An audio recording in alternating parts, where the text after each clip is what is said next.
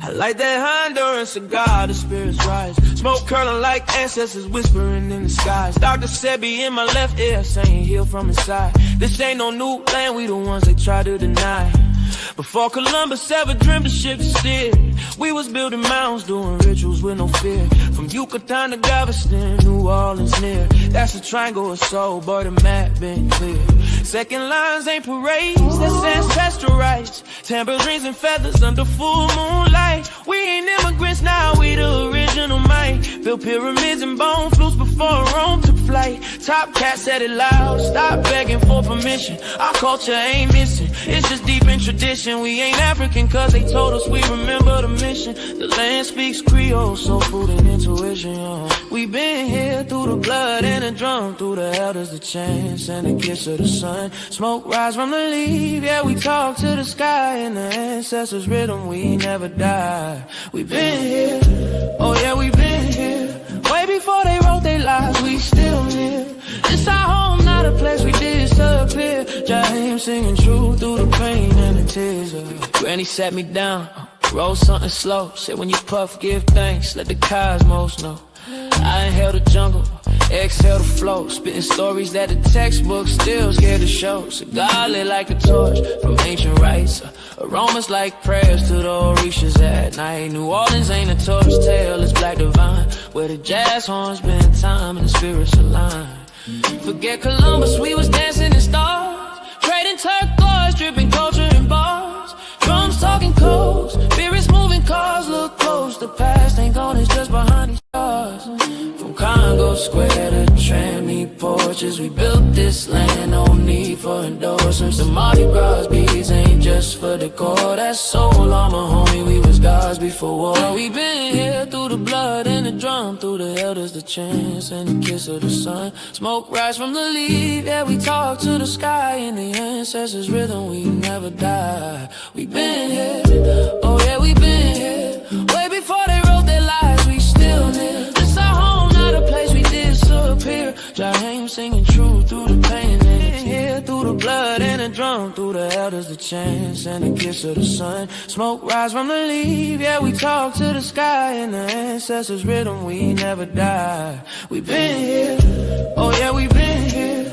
Way before they wrote their lives, we still live. It's our home, not a place we disappear. Jaheim singing true through the pain and the tears. We been here, oh yeah, we been here. Way before they wrote their lives, we still live.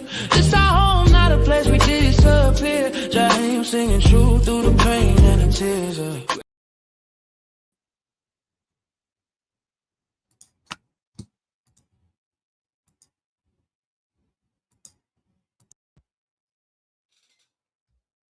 Peace, what up, though? What's the damn deal?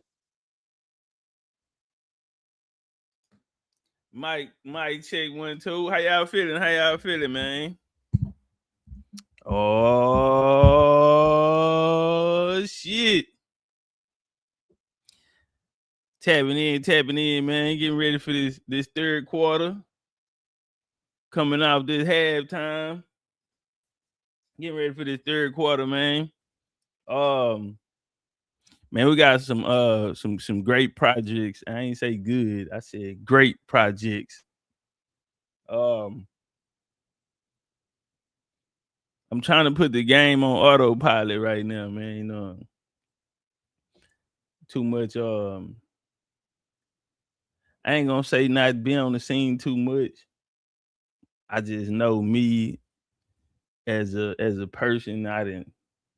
You know, I'm in a different place in my life right now, so you know, just on the field all the time. I don't know. You feel me? I didn't kind of, you know, start working on these projects, and I feel like I might need to put a little more energy in them to get them to a place that I'm cool at. As far as the content, I think, you know what I'm saying, I can do this shit in my sleep.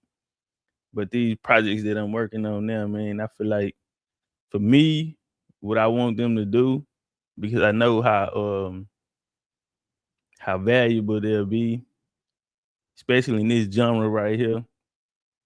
And it's not just particularly for this time that we in right now, because You know what I'm saying? Like even when a nigga gone, I want this shit to still be here.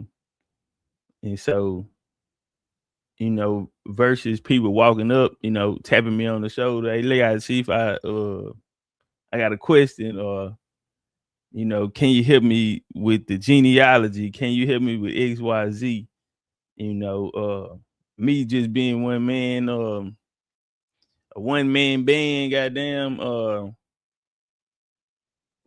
I need to figure that out. You feel me? If that's a bridge that people need to cross. I need to build a motherfucking bridge, and so basically that's what I'm doing.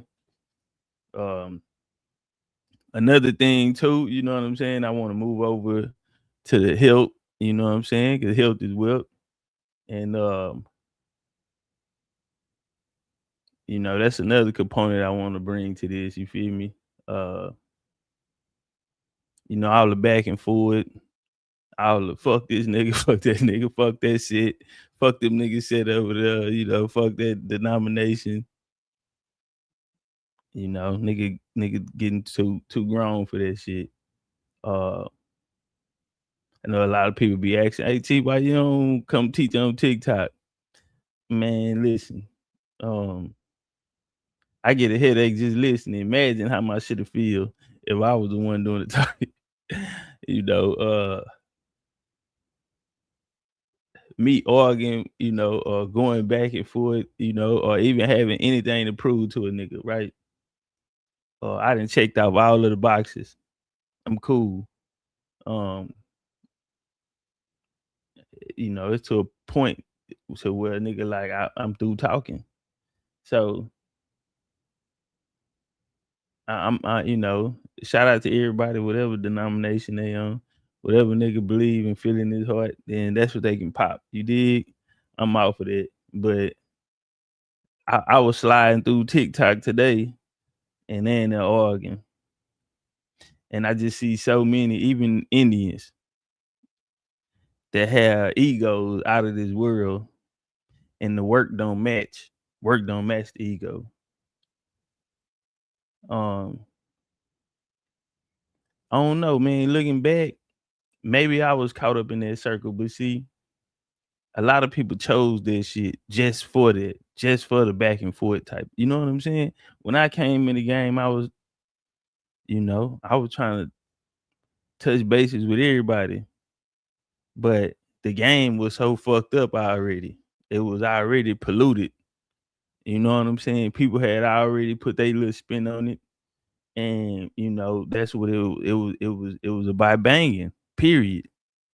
Nigga was gang banging. So I got caught up in that shit. You know what I'm saying? Just me looking back though. Fuck the Pan Africans, F the Moors, F the Hebrews. And then when the new groups came in, F them niggas too. Anybody banging more, I want to look at them. Chunk that shit up. But that was how the game was, man. Was it needed?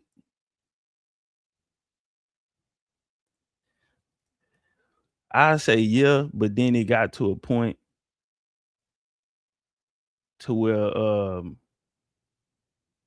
I think it began to even hurt us, because once we cleared the board, a lot of niggas got into it with each other, because man, that's just life. When people ain't got nobody to fight, they used to fighting, and when they ain't got nobody to fight, they gonna fight each other.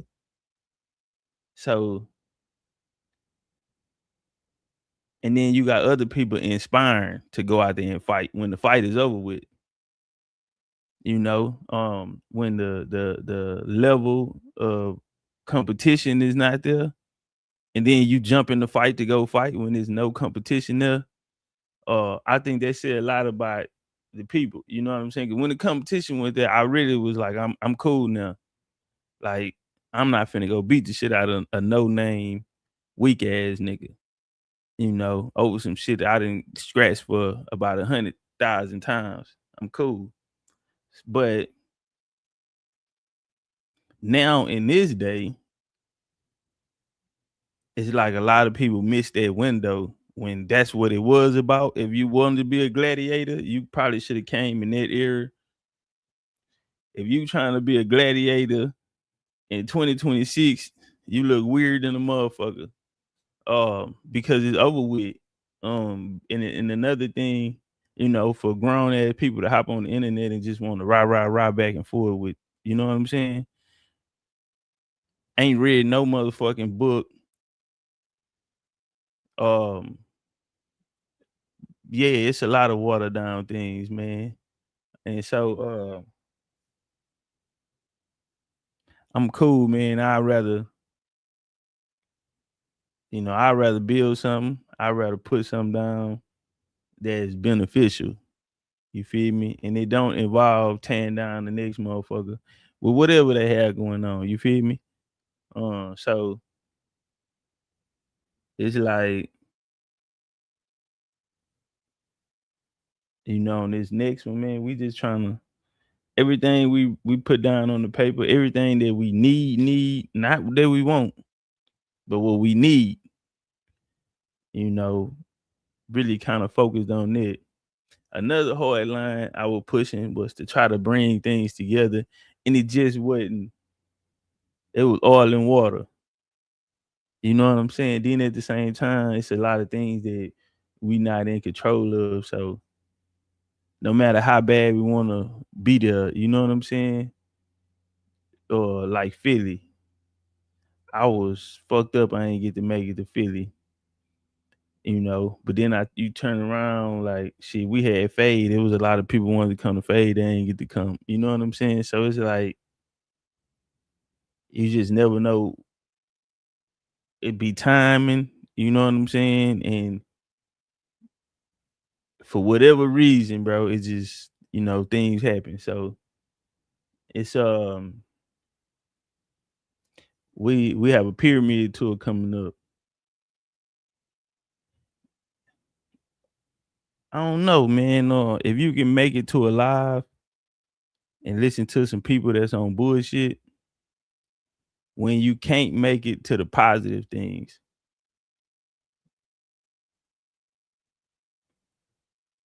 I don't even think I gotta finish that one. Yeah, I can leave that right there, man. Say if you can make it to all the bullshit and you can't make it to the nothing positive, man, that said a lot about you.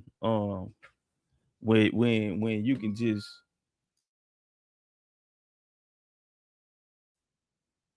it's like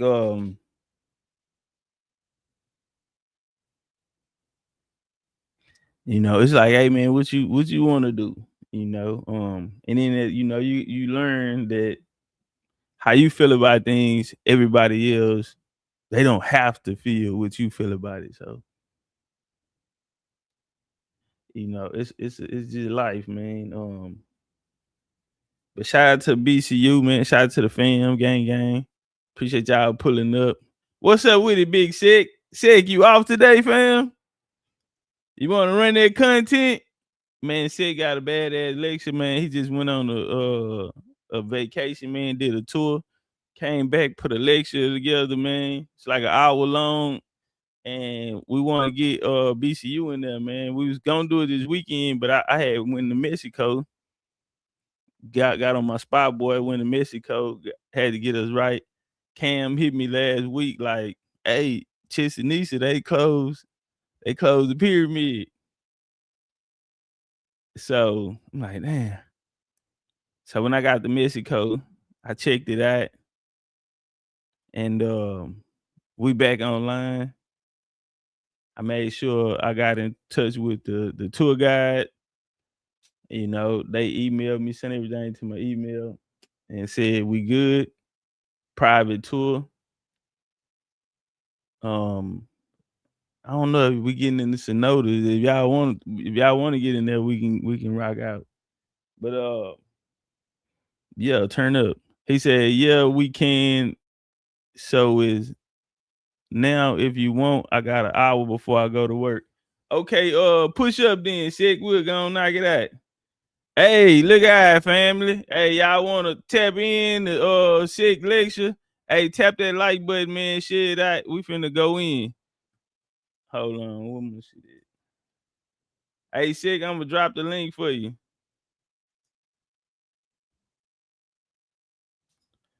Hey, y'all tap that like button, man. Y'all, we finna turn up, man. Goddamn. Sick, I'm finna send it to your IG. What's up, BCU, man? Y'all get activated, man. What we doing with it? All that rain just rain on me. Hey. Sheesh, it's Versatile Beats. What we doing?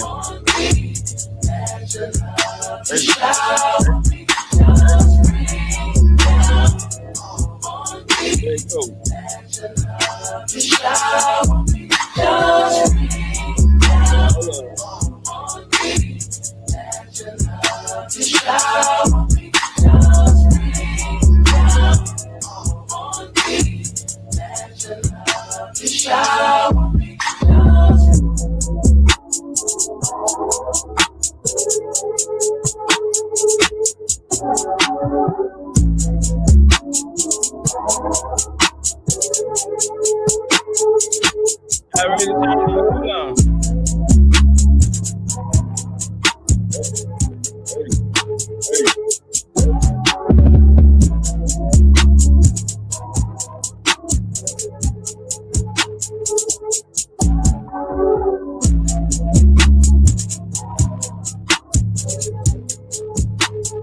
Hold up.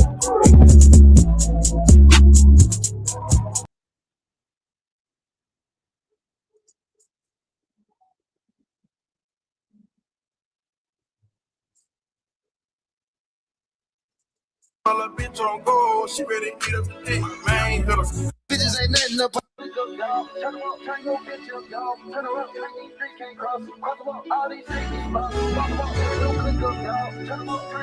Hey, Sick, you might have to send it back to me.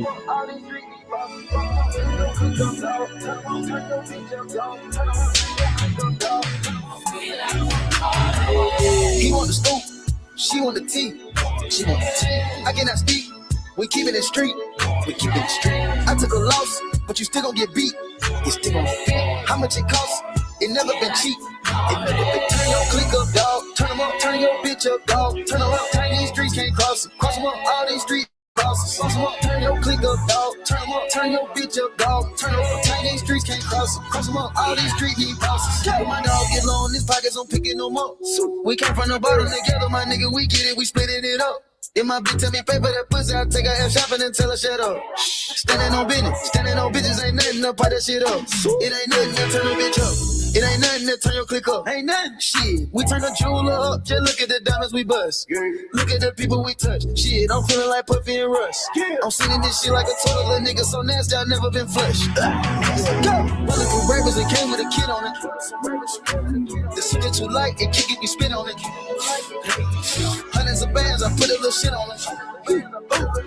Dope in my hand, I had to go flip on it. He want the scoop, she want the tea. She want the tea. I cannot speak. We keeping it street. We keeping it street. I took a loss, but you still gon' get beat. You still gon' get beat. How much it costs? It never been cheap. It never been. Turn your click up, dog. Turn them up, turn your bitch up, dog. Turn them up, turn these streets can't cross. Cross them up, all these streets can't cross. Turn your click up, dog. Turn your bitch up, dog. Turn these streets can't cross. Cross them up. Hey, Doc, did you get your shoes? Dana Berry, you got your shoes, man. What's up with it, Power Time?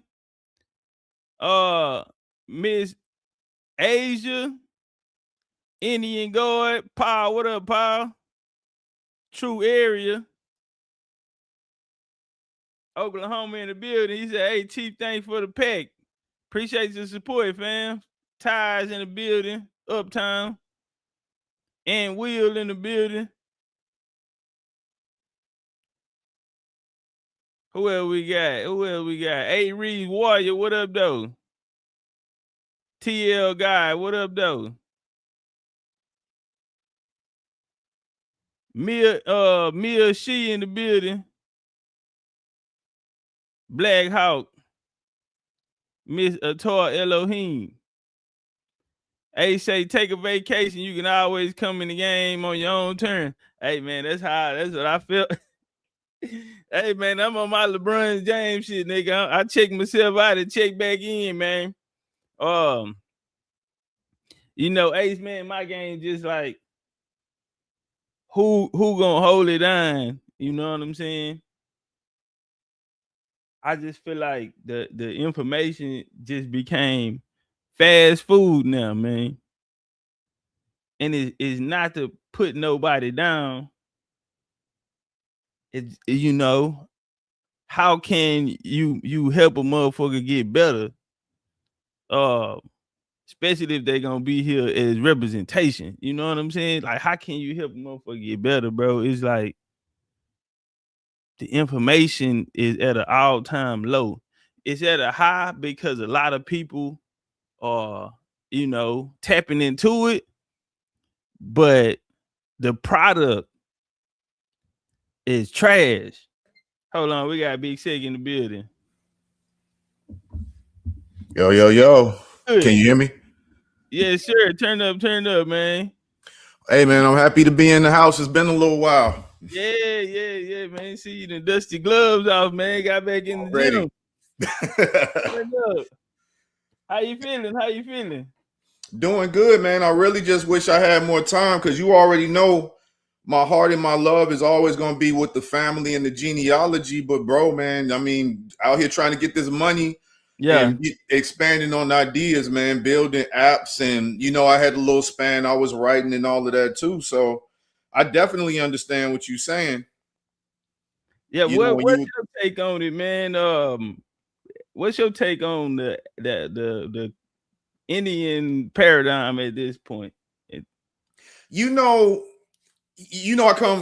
met you through my window with my homies with the music, and that's always going to be the biggest metaphor I'm gonna have for it. Is like, I want you, it's like I came in the game at a certain point, and so I know what you're talking about.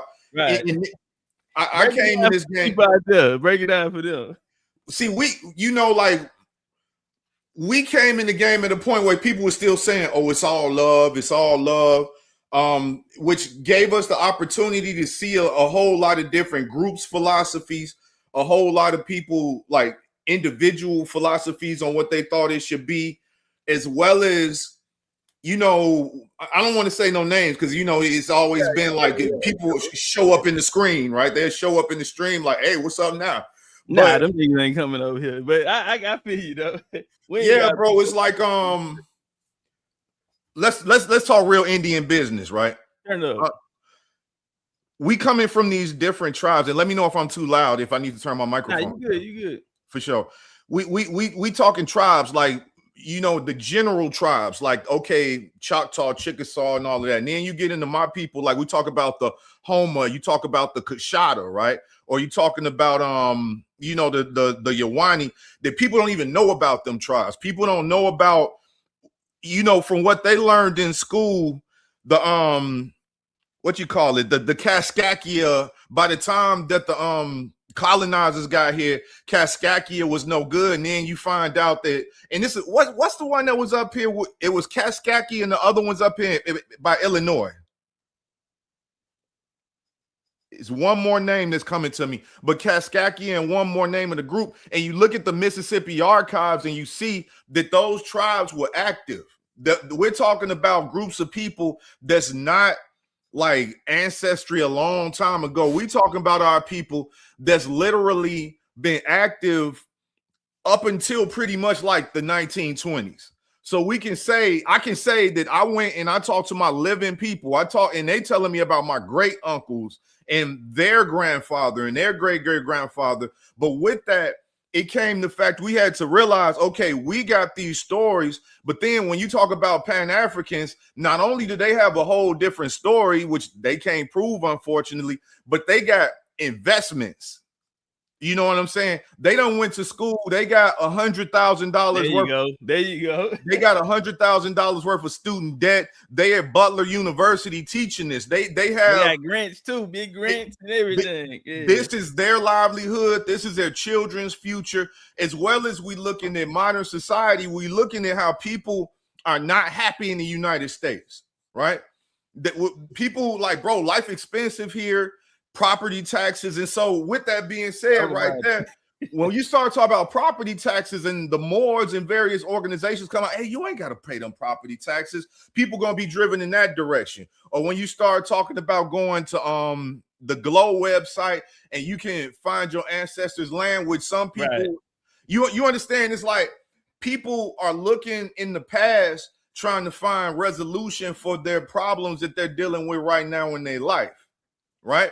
And what happened was, in my opinion, there were, I want to say, 4 or 5 different groups of people that had different ways of trying to figure this out. Like, you had what you were saying and are still saying is like, dude, this is the truth. This is all we got to stand on, is the truth. Our ancestors was right here. We can stand on what they went through. And what my truth is that I believe that 100% you're right, because I literally was able to go talk to my family. You know what I'm saying? And with that being said, I understood why they was mad at the Cherokee. You know what I'm saying? If you know, right? Like, you know, we could get into that conversation later at some point. I understood why certain people that had certain lineages didn't want to deal with other people with other lineages, as well as in real life. I've met, you know, older, like when I say older, I'm 46. You know what I'm saying? So I'm talking about women in their 60s that remember when they family started meeting Africans. And so they can really justify saying, yeah, we Indians, I remember when these Africans came in some cases they got along well. And other times they family really told them, don't mess with them people. Yeah. You know, this is reality. And with that reality, you know, you're going to have some positive interactions. You're going to have some, as I always say, you got beautiful children with the intermingling, and then you got them harsh stories. You got to deal with what Walter Plecker did. And if you're dealing with Walter Plecker and the Eugenics Society, you got to deal with who Marcus Garvey really is. And so if you got things to say about Marcus Garvey, you know, we're going to have some beef. You know, and it's the truth. It's literally like, this is the truth. Marcus Garvey dealing with the Eugenics Society. But you know, a lot of people that was new to them, like a lot of people was conditioned to, you know, Marcus Garvey was the greatest leader in America, and he wasn't even from America. So when we brought that out on Marcus Garvey, it caught a lot of people off guard, because they were taught what to think instead of going to get the information for themselves.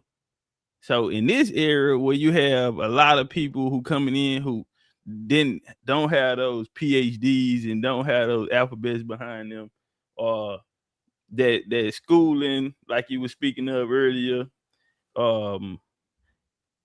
like today, you know what I'm saying, TikTok and different things like this. A lot of these people, they haven't even, if there was a test, they wouldn't be able to pass the motherfucker. But they can log on, get an account, and come out here and put down the information they feel like, you know what I'm saying? But I think that's taken away actually from it.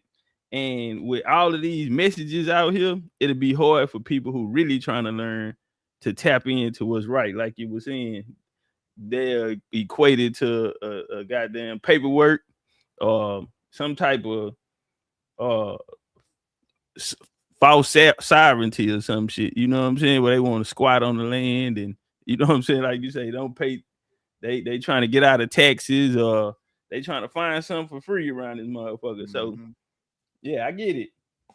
Hey, 1 second. Hey, Uncle George, man, you want to come up? You want to pull up and show it to me real quick before we get into this bill? Sick. You want to put them on the bill? What we got going? What we about to watch in the bill? Yeah, man. I mean, to be honest, we just went down there for a vacation. We went to Cartagena to check it out, but my eyes always stay open. And I felt like, you know, you asked me a couple times to do a lecture on this, so I was like, all right, I'll put them together. You know what I mean? But it was. I want to see you and Sword. You and Sword do a bill. I thought we had a lot in common, man. I feel like Sword, because he got a lot of information. Yeah. He got a real analytical mind. That's a good brother right there. Right. Yeah. You, Sword, goddamn Sweet Feather. Man, just the whole, everybody that came up and did the research team. But I remember the first bill that that you and I did. You remember that? The one on Mexico. There you go. Yeah. What's funny about that is I remember when I finished that, you were like, why'd you do Mexico? And hopefully it makes sense now. But you broke it down to me why you went there first. When you look at the waterways and you see, especially one thing you notice with the South American tribes, there are Caribbean tribes in the northern part of South America, as well as we know that them Floridian tribes was actively communicating with the tribes in what we call Cuba now, as well as the Taino and all of those. If you even look at the culture, if you look at the body tattoos that the Carib as well as the Malibu ones, that's the ones I hadn't even considered. But when you look at like Colombia, you got the influence from the Caribbean islands on this side in the Gulf of Mexico, and you also got the Malibu influence from the tribes that was coming off the water of the Pacific. Yeah. And then you take that off the Gulf of Mexico and you walk that into Mississippi and you walk it straight down up to where Illinois is. It's like, homie, and then you got the proof. You know, I ain't even got to talk about the work I did in the Mississippi Kingdom videos, but when you look at the proof of the what they call the gods, like Topcatz and Quetzalcoatl and all of them guys that are down there in Mexico, why do the gods be so taller with the same, melanation, the same pigment as us, giving them people down there gifts, as well as the Toltec ruins? If you've seen in them images, these are multicultural societies at this point. These are people from the Gulf of Mexico that we call it. These are people coming off of that water, from the Pacific, as well as people on the mainland. It's you're talking about a whole world that they told us that don't exist, because they want us to believe that the first person who envisioned crossing in the water was an Englishman. It's BS. Hey, have you seen the connection with the Caribs, like you brought up, coming out of South America? The Caribs in particular, the word, you know how we say Arawak up this way, down there, all the way down to Peru, they call themselves Anahuac. Yeah, literally. I heard that one. Yeah, I saw that one. So, and one thing I try to make clear is it's not a tribe. We're just talking about groups of people that were intercommunicating and they were trading and things. So you basically talking about a time where there were people everywhere, but they shared just like we do now. You know what I mean? Like they shared cultures, and there were people like you from New York to Texas to California. It ain't like I'm claiming Brooklyn, but I could go to Brooklyn and hang with my cousins type of business. Right. Turn up. What's up with it, Unc? Hey, I was looking for you yesterday, man. What you got? What you found? I've been doing my own research, man. I stumbled across something and I saw, man. And I said, damn, I got to get in contact with Topcatz, man. He got to show me this. And I was looking at this thing, the Little Rascals. What's the little dude named Buckwheat? Right. And they was talking about how in the 20s and the 30s, how they used to play in our face and show little Indian boys, but we didn't know what we was looking at. So even his name Buckwheat, the name Buckwheat is goes down to indigenous, right? So they got an image of, you know how when I was younger, like they had like the little sand bone and they had the little stuff to make fun of black people, right? They had, all those little cartoons and stuff. So little indigenous kids, they called them Indians, right? I seen that they had the word Indians, and that was like a racial slur. So they got cartoon images of little Native American boys sitting cross-sided with their arms like this, and they got like honest Indian. Right, because they say, like little indigenous boys are still, and they was violent, right? Yeah. But then they got a picture of Buckwheat. He's sitting the same way with an Indian hat on. And this is in the 30s. And I'm saying, wait a minute. And remember, he was saying the word Otay. So when I'm looking at the word Otay goes back to a mountain region in California. So I'm saying to myself, like, wait a minute. His name is Buckwheat, and it's said that I had learned this like a year ago about buckwheat being indigenous to the Americas, and that's like the one grain that keeps growing out of the ground no matter what you do to it, right? So he's using words like buckwheat, Otay. He's sitting in the traditional indigenous Indian style, and they call them what they call it Indian style. Yeah. So There you I go. got the pictures. I wanted to show it to you. See if you've seen these before. Let me share it real quick. Window. Hey, y'all tap that like button out there. Tap that like button out there.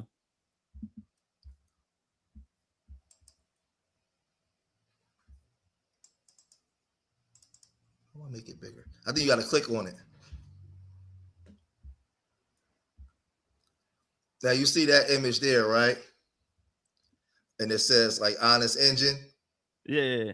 On here, and they got the little Indian boy, right? And they got him browned out, and he's sitting. Let me see if I can switch it over real quick. Hold on. Wait a minute. To Buck to the black boy.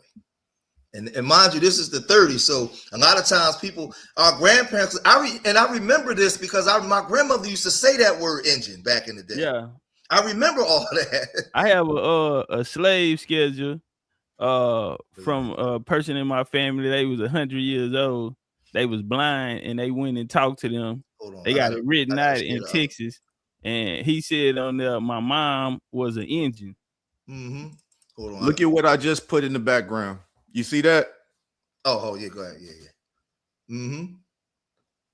They've been playing in our face a long time. She got the feather in her hair and everything. That's scholastic news. So I share this one with Buckwheat. They got the little black boy. Now, mind you, this is the 30s. So they plan. You gotta click on it again so you can see this one. So now he's sitting sideways right here, huh? and you see his hat, right? His hat says engineer, but it's spelled engine. Yeah, they put the EER on it. Yeah, they just put the EER on there so it won't make it seem like it was racist. But they was playing it right in front of our face because engine is like a racial slur. That's cold. So think about it though. Why is his name Buckwheat? Why is he sitting in the same sitting stance that the so-called Native American boy? And why does he have on a hat? Because what happened was once they switched everything over to so-called Negro or colored, they wasn't calling them engines. They was calling them niggas. So why does he have on a hat that says engine? Hey, that's cold. But you see, he's sitting Indian style right there. They don't even make him see Indian style no more. And why is he using the term when he speak Ote? None of them. He was the only one saying it. Why is he saying that? Yeah, that's cold.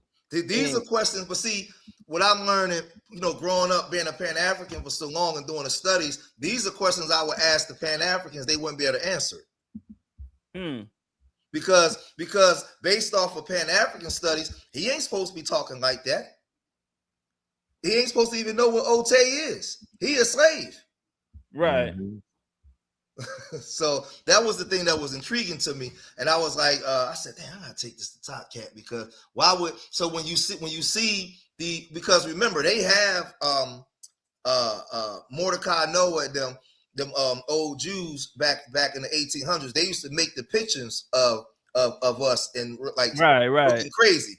But they also did it with the Mongoloid people too. So why would they have an image of this so-called Asian boy sitting Indian style saying honest engine, and then you look right over, they got the black boy doing the same thing? Somebody Pan-Africans got to answer that. They got to answer that. Man. And he's using the verbiage when he's saying Ote. We think Ote is something funny. No, Ote meant something. I never knew it meant something. I thought he was being a goofball.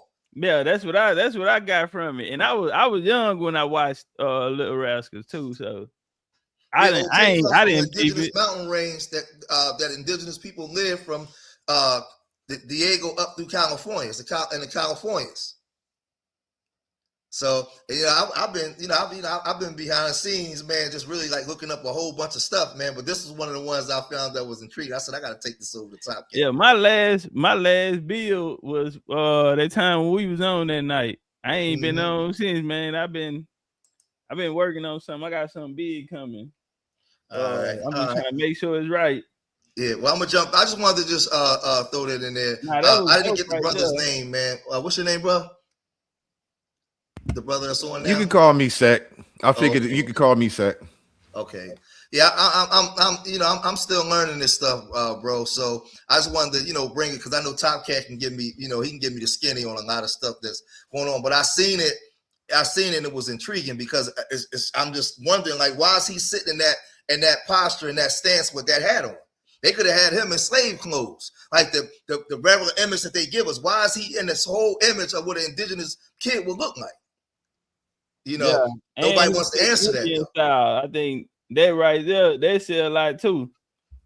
That's how the Indians sit. He sit Indian style all the way to they taught us how to sit like that in school. So, but the most intriguing part is the hat that's on his head is not spelled engineer. It's spelled INJUNEER. Did you look up that word engineer? Did you look? Yes, it was referred to as like a racial slur towards indigenous people.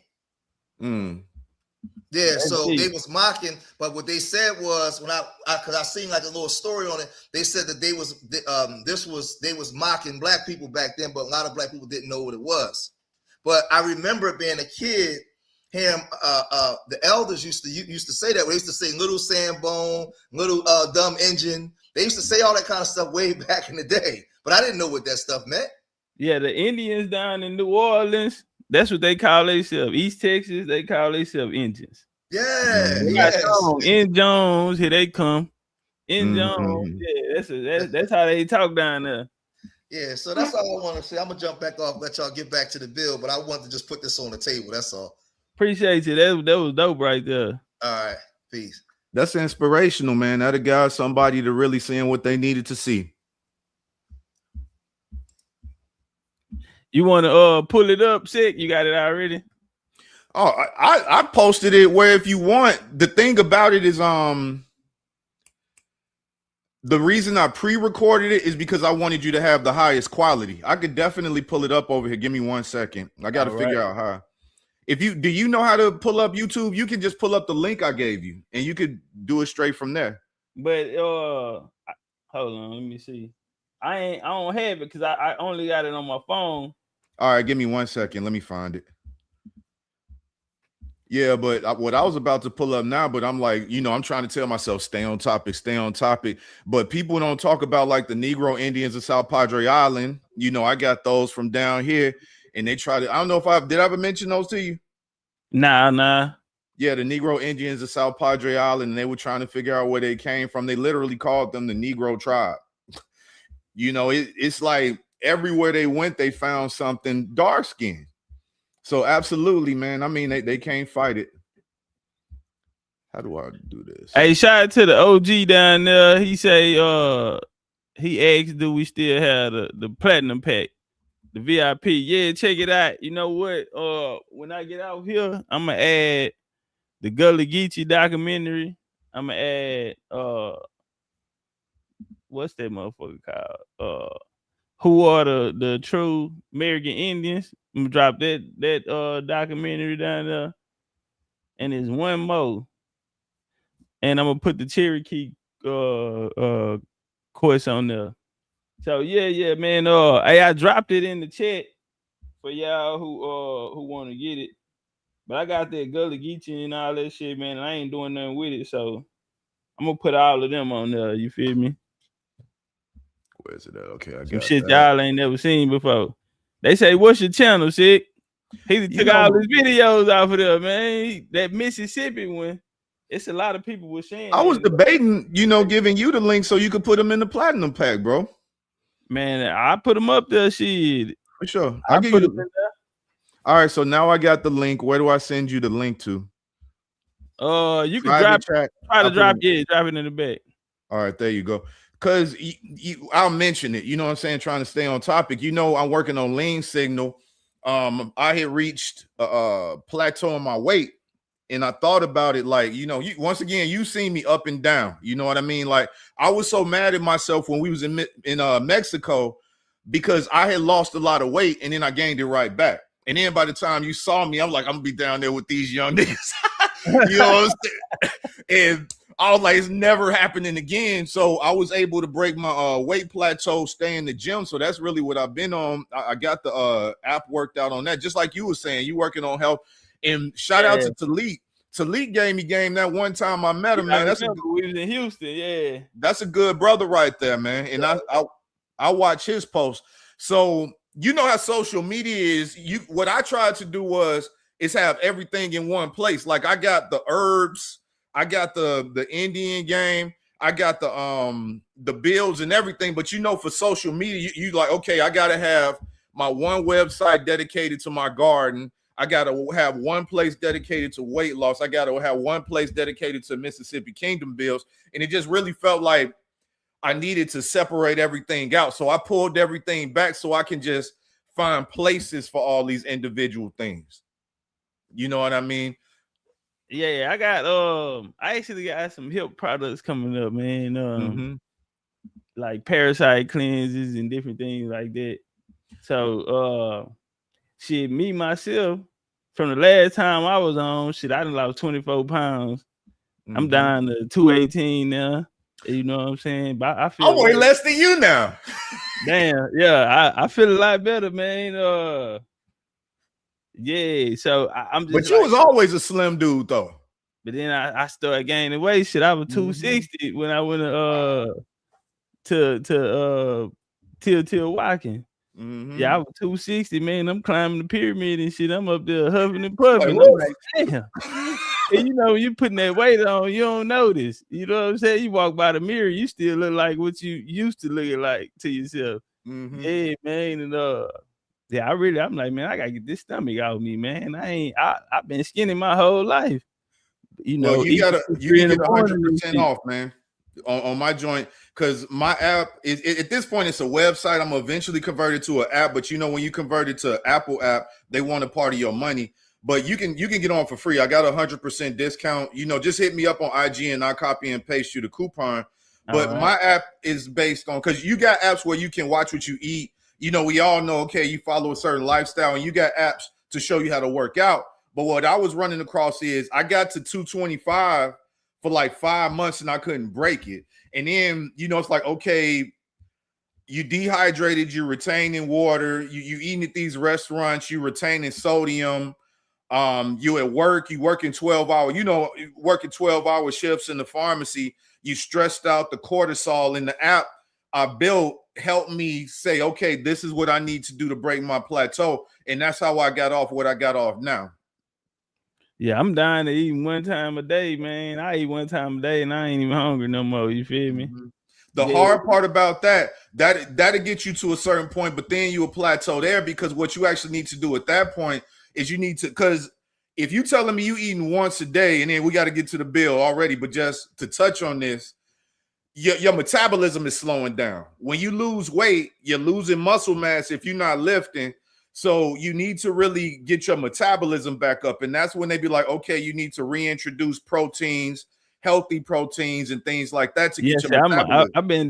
I've been on shakes. See, I don't eat meat. So I ain't getting my protein from meat no more. So what happened to Topcatz back in the day? You was like, I'm gonna eat my pork chops. Yeah. You know, man, just growing up like a motherfucker and being serious, like just being serious. Back then, I wanted my ribs and my pork chops, man. But if I just keep it real, see, back in 2014, I was vegan all the way up till I went to Dubai. So you know, I was off and on, but I still went. I was pescatarian. I still went fucking with dairy, eggs, and meat. You know what I'm saying? So me coming back into, that's why I wanted the pork chops and shit, because I ain't had them in so long, and now I'm just like, man, this shit ain't good for you. Like, why even play with it? You know what I'm saying? Plus, I know how to do the vegan shit. I know how to cook vegan. And I can still eat the same shit I was eating before, you know, greens, yams, cabbage, black-eyed peas, different shit like that. You know what I'm saying? So I just, like you talking about the sodium and all of that, you feel me? Just mixing it up, man. And I already been on my herbal teas and shit. So even when I'm fucking up, I'm on my herbal teas. But I just feel like just getting older and knowing better, I'm just like, man, I'd rather go like that because my mind clearer.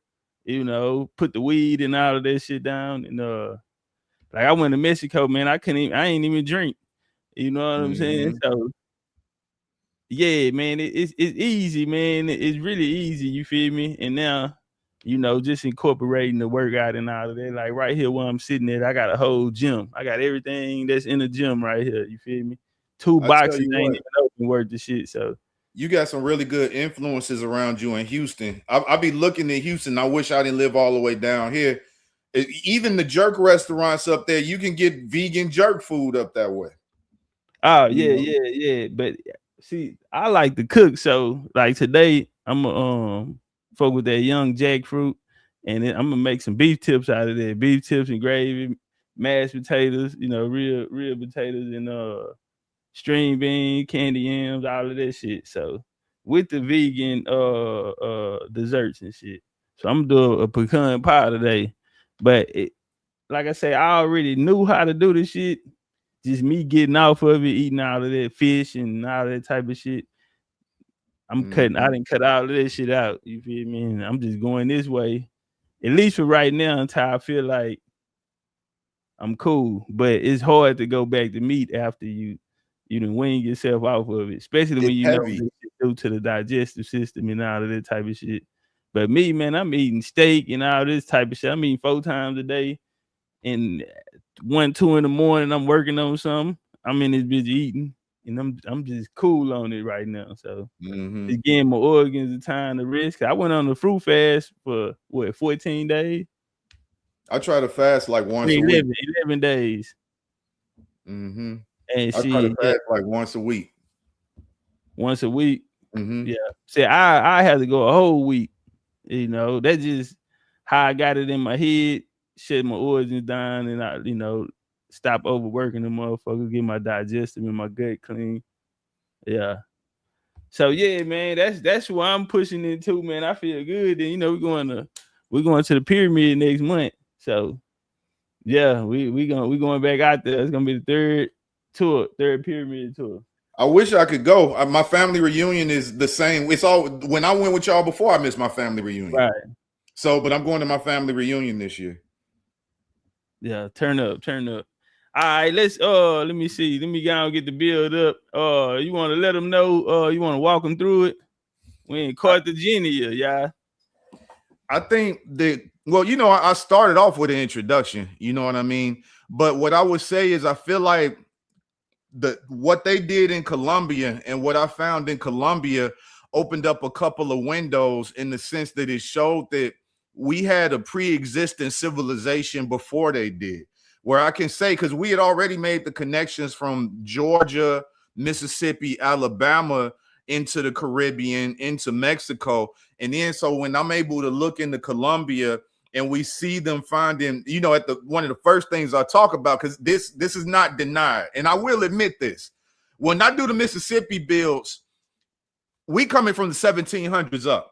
When you're talking about Colombia, they were the first ones invaded. You're talking about the 1500s up. Yeah. So as well as the fact that you get to see, let's be real, what happened to the people that came out of Africa, because they didn't come here. They did not come up here like that. They went to South America. All right, cool. As well as them chinos, them coolies that we talk about in the Trans-Pacific slave trade, or even just the Trans-Pacific, people just coming on and off of those boats and just establishing themselves, as well as what I feel like the opportunity those people got to build the life that we never got to build. Like the thing that stood out to me when I looked at it, especially they got the opportunity for the most part to keep their cultures. You know what I mean? They got the opportunity if they wanted to live in the land. Some of them still live on the land. Even, they got the palenques for the people who, assign themselves that African thing. So they got the opportunity to be who they wanted to be. Whereas up here, when Dr. York tried to put in the pyramids, they sent feds in. When you had Operation Push in Philadelphia, they bombed it. Right. You know what I mean? And then we have people like my brother that's up in Ohio that's getting federal recognition with the tribes, right? But what does that really mean when you step outside of the res, you step outside of these particular communities you still got to spend United States currency. So it's like they got opportunities. They got a little bit more freedom to, okay, we went through colonization. We went through all of this, but they were able to grab back some of who they were. So, I did a little quick work on it. I felt like if I could have maybe looked at Bogota a little more, but I said, let me just lock in on Cartagena. If I could look at Bogota and Santa Marta more, because it's definitely a bigger story there. But, you know, honestly, I feel like I touched up in here. So I started off with what I'm saying now. So go ahead and press play. Now, I didn't know I had homework when I got back home, but when Chief called, I can't say I'm not ready, right? So let's go. So in particular, when you think of Colombia, what do you think about? They always talk about that fresh Colombian coffee. Y'all know the Jesuit priest, blah, blah, blah, brought those beans there, 1730, cool. Then we get those other stimulants out there, the cocoa and the leaf that came with it. Pablo Escobar, definitely indigenous to the Americas, found worldwide, England to Egypt. What else we got? In Cartagena, we have the Wall City, built after Francis Drake attacked there in 1586. Okay, so now we're getting closer. I mean, this was a beautiful sight to see. You know, it's an important location. It's a port city for moving goods, and you know that always means people coming back and forth as well. We can look at that. The French and English tried them, but first, who were the original people there? Who were the original people of what eventually became Cartagena? So before they built this wall city, Cartagena and Colombia in general had been inhabited continuously at least 6,000 years. When the Spanish got into Cartagena with Rodrigo de Bastillas in 1501, the three main cultures there that were notable would have been the Mocanu, which was a Malibu speaking group. It would have been the Xenu, who was where they got a lot of the gold and ceramic work that persists to this day, even though the Spanish tried to destroy everything. And a lot of that gold work is in Spain, but it's also in Bogota. I want to see that at some point in Bogota. And then you have the Calamari, one of the many Caribbean or Carib chiefdoms that were around at that time. So hard stop right there, right? Look at what was happening in the world at that time. Post 1492, 1501 is when Bastidas first scoped Colombia. But look at the world he was born into. Post Alhambra Decree 1492, about 150 years pre-expulsion of the Moriscos.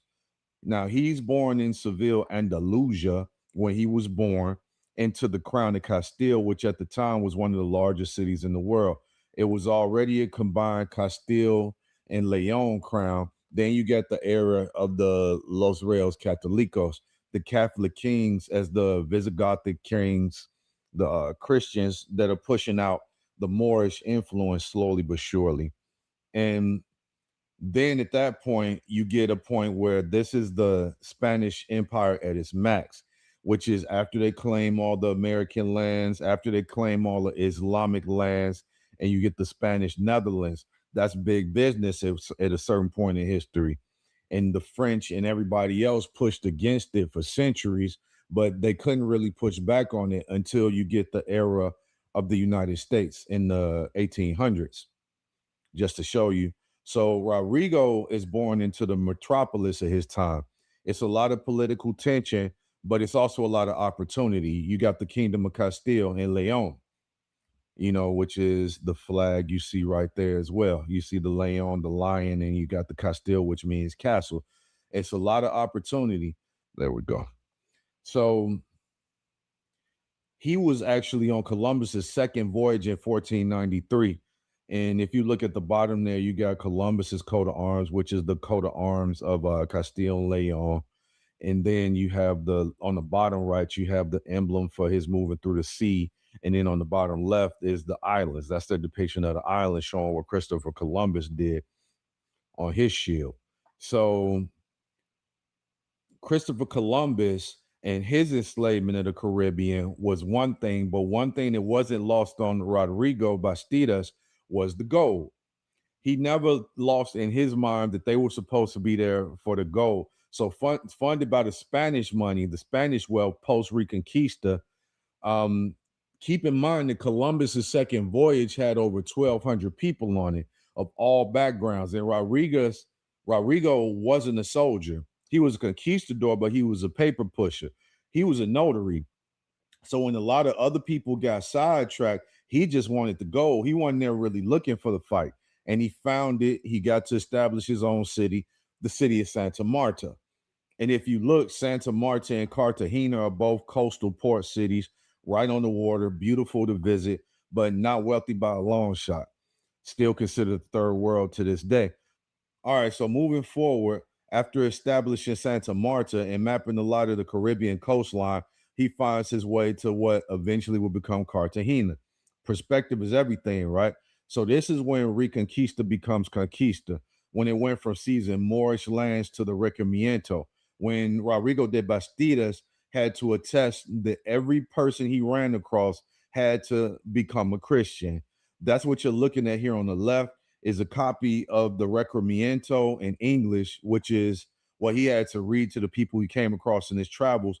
And in the middle is the front page of his capitulation, which was his legal agreement to the throne of the Catholic kings, Los Reyes Católicos. Don't ever think that these were rebels. These dudes went in and they did exactly what they were told to do: reconquer Moorish lands, and everything that wasn't Catholic or Christian, make it Christian. So to put it simply, the place that became known as Cartagena de los Indies was exactly what he was looking for: a safe inlet harbor, already occupied by people he could proselytize to, already populated by multiple communities, a lot like the creek in Southeast over here, a lot like what they experienced 200 years later. Already a multicultural area with villages on the main continent and surrounding islands. This place was already important. It was already worth fighting for. And at least 7,000 years of development had already went into this pre-Spanish, right? And just to touch on it slightly before we go into the first interaction between the Spanish and the village of Calamari, as you see here, when we say Carib, because I know y'all all know Caribbean, that automatically puts these people in a larger community with the shared culture across mainland, northern coast, South America, like right there into the Caribbean islands. To me, this has a lot of value for us because when we're talking about the Southeastern ceremonial complex, the Southeastern United States, it's showing that we're all communicating. You got active Caribbean Indians on the South American land, on the continent, dealing with the Caribbeans on the islands. And as we know, Mississippi, Alabama, and Georgia, that in Florida, all the way into Florida, they're dealing with the Caribbean Indians as well. And you already know the Florida Indians are dealing with Cuba, and they're dealing with what we would know as Hispaniola, and we're dealing with Jamaica, which at the time would have been Santiago, right? Dealing with Spanish pre-English influence, right? So this kind of justifies what we're saying when we're talking about Mississippi, Alabama, Florida, and Georgia, and all over there. So we're getting these communications, not the same tribe, but in community with the larger network of waterborne coastal people, just like we talk about in Mississippi, waterborne communities. And on top of that, fighters. So to finish out with Rodrigo de Bastidas, he comes in, he documents, he trades for food and gold, and he keeps traveling. All the conquistadors that came after him used his charts to find their way around. Next up, we have Pedro de Bastidas. Now, he's born in Madrid, and he's totally different than Bastidas. He ain't nowhere near as sweet. When Heredia was a young man, he got into a fight with some guys that jumped him and tried to kill him. They were trying to rob him, and they actually messed up his face, and he had to end up underneath the care of a doctor that was one of the king's doctors, which kind of set up his flow for the rest of his life. So they say that he hunted down 3 of those guys that tried to get him in Madrid, and he killed them, and he had to run out of Madrid. Otherwise, he was looking at a hanging himself. So he leaves Madrid, and he heads into the West Indies with his big brother, Alonso. So him and Alonso are headed up to Santo Domingo in Hispaniola, what is now the Dominican Republic. And by his 50s, at 1532, he had made himself a fortune dealing with the Indians there in the islands. This would have been the establishment of the sugar plantations. Now, we don't think about that a lot today, but y'all really need to look into them sugar reliefs. You can look at the YouTube videos about the sugar barons. It's wild, man. It's a lot of money in that sugar. So after Bastidas died, then we get, so just to backtrack, Bastidas comes in with Columbus, then he establishes himself, and Bastidas his stuff influences everybody that comes after him, like Pedro de Heredia. So now Heredia is in there, and he gets his play into the Santa Marta Bay that Bastidas established, which is established and people are fighting there. We'll get there, right? And once again, they're on the water, just like you see here in this picture or video. It was moving. I don't know if y'all caught that. But these are places that are all right on the water. That's Santa Marta right there. Cartagena, Santa Marta, and then when you go further south, even you go into Cancun, Mexico, you go to Rio de Janeiro in Brazil, you go into even Veracruz, I want to say. These are places that are all on the water. They ain't going, you see the mountains are still there. They ain't going deep into the water. They never go deep into it. That's why to this day, it ain't a lot of highways and all of that in South America. They establish themselves along the coast. So first you get Santa Marta. And once again, that's Santa Marta in the background. Imagine what this place looked like when the Spanish first got there. It's beautiful. Then they're trading with the communities that were already there, and they're going back into the islands, going back into the ports of Hispaniola with the markup. They're getting a lot more money that way, which is what actually got Rodrigo de Bastidas killed. Bastidas is refusing to share the money he was getting from his lieutenants, and they stabbed him in his sleep. He ran back to Cuba, and he died there. So while in Santa Marta, Heredia is getting rich, but he's also, he's learning along the way. It seems like at that point in Santa Marta, he wasn't really doing a lot of fighting. He was more of a peacetime, guy. He's negotiating, he's raiding, but he's more so learning the politics. And along the way, he's getting rich.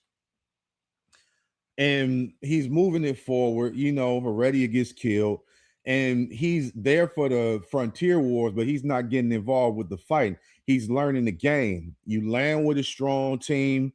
You make alliances where you can with the people that are willing to deal with you, and then attack where you can. So he's trading, he's exploiting, and along the way, as he's doing what he's doing, they writing this paperwork up to support the decision afterwards. It's the conquista being formalized right there. So Heredia, being ambitious, he's seeing what was possible, but he didn't really want to deal with the problems of Santa Marta. They're already fighting, they're fighting the tribes on land, and then the conquistadors is fighting each other because they're trying to get control of this. Who's the big boss? Who's the big chief, right? And he says, well, let me try Cartagena. Cartagena's a better harbor, and it's where he could set out on his own. So he's trying to get his own royal contract, which he establishes in 1533. So his ambition becomes what ends up being the end of the Calamari community there and the birth of Cartagena de Indios. 1533, he gets his capitulation from the Catholic kings, which made him an adelanto, or governor of his own land, Cartagena de Indias. So 1532, Heredia receives his capitulation. 1533, he lands in what is known as the community of Calamari. He finds the village of Calamari itself actually abandoned, and they say that's because the Calamari knew he was coming. Santa Marta isn't that far off from Cartagena, and remember, between Santa Marta and Cartagena, the Indians are communicating. Once again, these are not isolated communities of Indians. And so Heredia sets up this first Spanish foothold in that village of Calamari, literally in the village. So 1532, he gets his capitulation. They march inland. The Calamari people find themselves in there with the people of Urbaco, the Urbaco people, which modern land is actually Turbaco. It's actually a city or town named Turbaco. So once again, noting again, these villages were already there. They're literally built right on top of them. There was a major battle in the village of the Urbaco Indians, and among the showers of arrows and bullets, unfortunately, Heredia won. I mean, that's just the truth. You got a gun and you got a bow and arrow. Most of the time, the gun's going to win, man. And that cemented the foundation for Cartagena.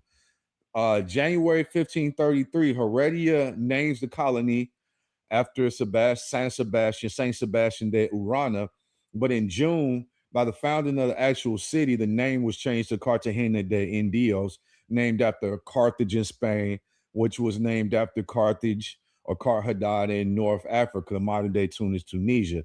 So they built Cartagena, as you're seeing, right on top of the village of the Calamari, just like they built the towns in the U.S. over the villages here. Same play, just earlier, 200 years earlier. And from there on, Heredia is the Adelanto. He's the governor of Cartagena, which is loose. You know, it's at this point, it's just the people that are coming and going. It's not like it's a real thing. So after that, Heredia doesn't stop. He continues with his conquest, and he's pushing through Turbaco, past the Magdalena River into Xenu territory. So for a solid 5 years, he pushed until the geography and the resistance from the people of the land stopped, and they couldn't go any further in. So once Cartagena is settled, he tries again, but you know, this is also, they're doing this whole El Dorado thing, the golden cities. This particular city is called Dabiba, but now they're facing the rainforest and the rivers. They're facing the mosquitoes and the diseases, as well as the Xenu can fight them off better. That's their territory.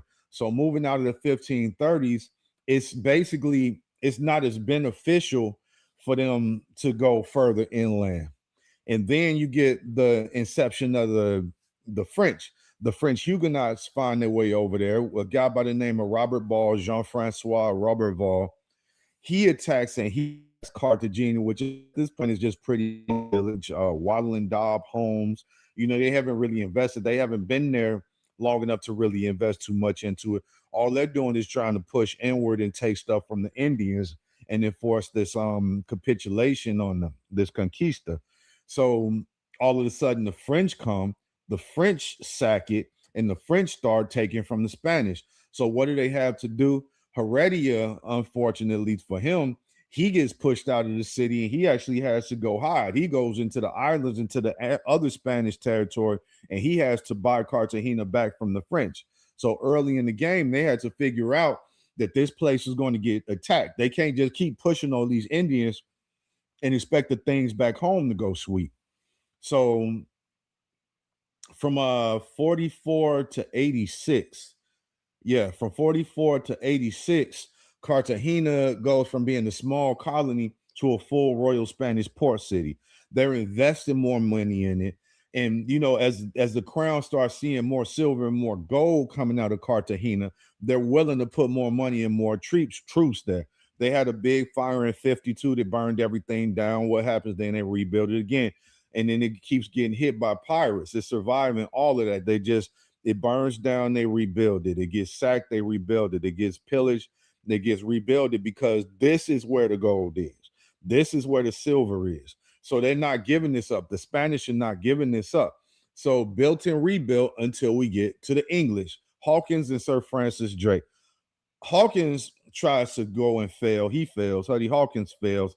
But Sir Francis Drake captured the city for the English, and he didn't care. He ransomed it back. This is why Spain invested in them huge walls we all go visit now that you see behind there right there. Drake burned down a lot of the village. He burned down the church, and he got what was said to be $10 million worth of gold and silver. And this was, once again, just to touch on the time period, this is 1586. King Felipe II, same king that named the Philippines, and he commissioned for Bautista Antonelli to fortify the city. And, you know, for all you guys that send the infrastructure and all of that, Bautista Antonelli, his name's down there towards the bottom for you to look at. This is the guy who built the forts in Havana, Cuba, and San Juan, Puerto Rico. Been there to see those. Havana, Cuba, Veracruz, Mexico, and the other Spanish ports that are across the Caribbean and South America.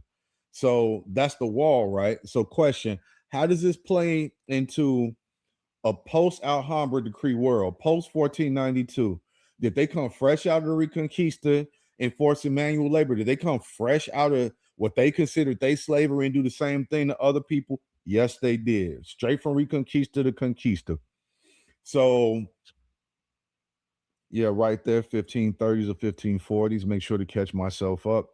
Under colonial law, anything taken from the indigenous was taken as property of the church, and they could take the people and use them as labor. So they're trafficking back into the Caribbean and far back into Spain. We'll get there, how this connects to Spain and Portugal, right?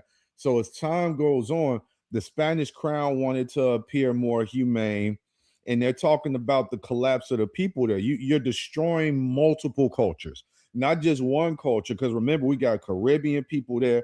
We got the Malibu people, which would have been the Pacific Islanders that was there. And then you got the people that were only on the land. You got multiple cultures of people here, multiple languages, and they're completely destroying this. So what happens is the throne, you know, once again, political game. They don't want to seem bad. They want to seem more humane.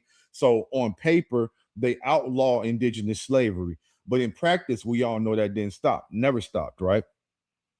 What we get into here is the how of the Spanish entry into the African trafficking operation. Remember, the indigenous population is fighting. They never stop fighting. These are prisoners of war, so they're still fighting. They're escaping the areas, they're revolting, they're rebelling. So the Spanish is looking for a people that don't know the terrain, the people that's going to get there and basically be landlocked and handicapped. They don't know what they're doing. So yes, they do start importing from outside the islands. They're getting Taino people, they're getting Bahamians, they're getting people all across the islands, and then they're getting Africans. We'll eventually get there. And just to give you on this reversal a bit more detail, you have all these legal Catholic documents that I'm talking about. You know, you got these documents to make the conquistadors feel better about what they're doing. You have the Requerimiento read to acknowledge the Christian control of the world.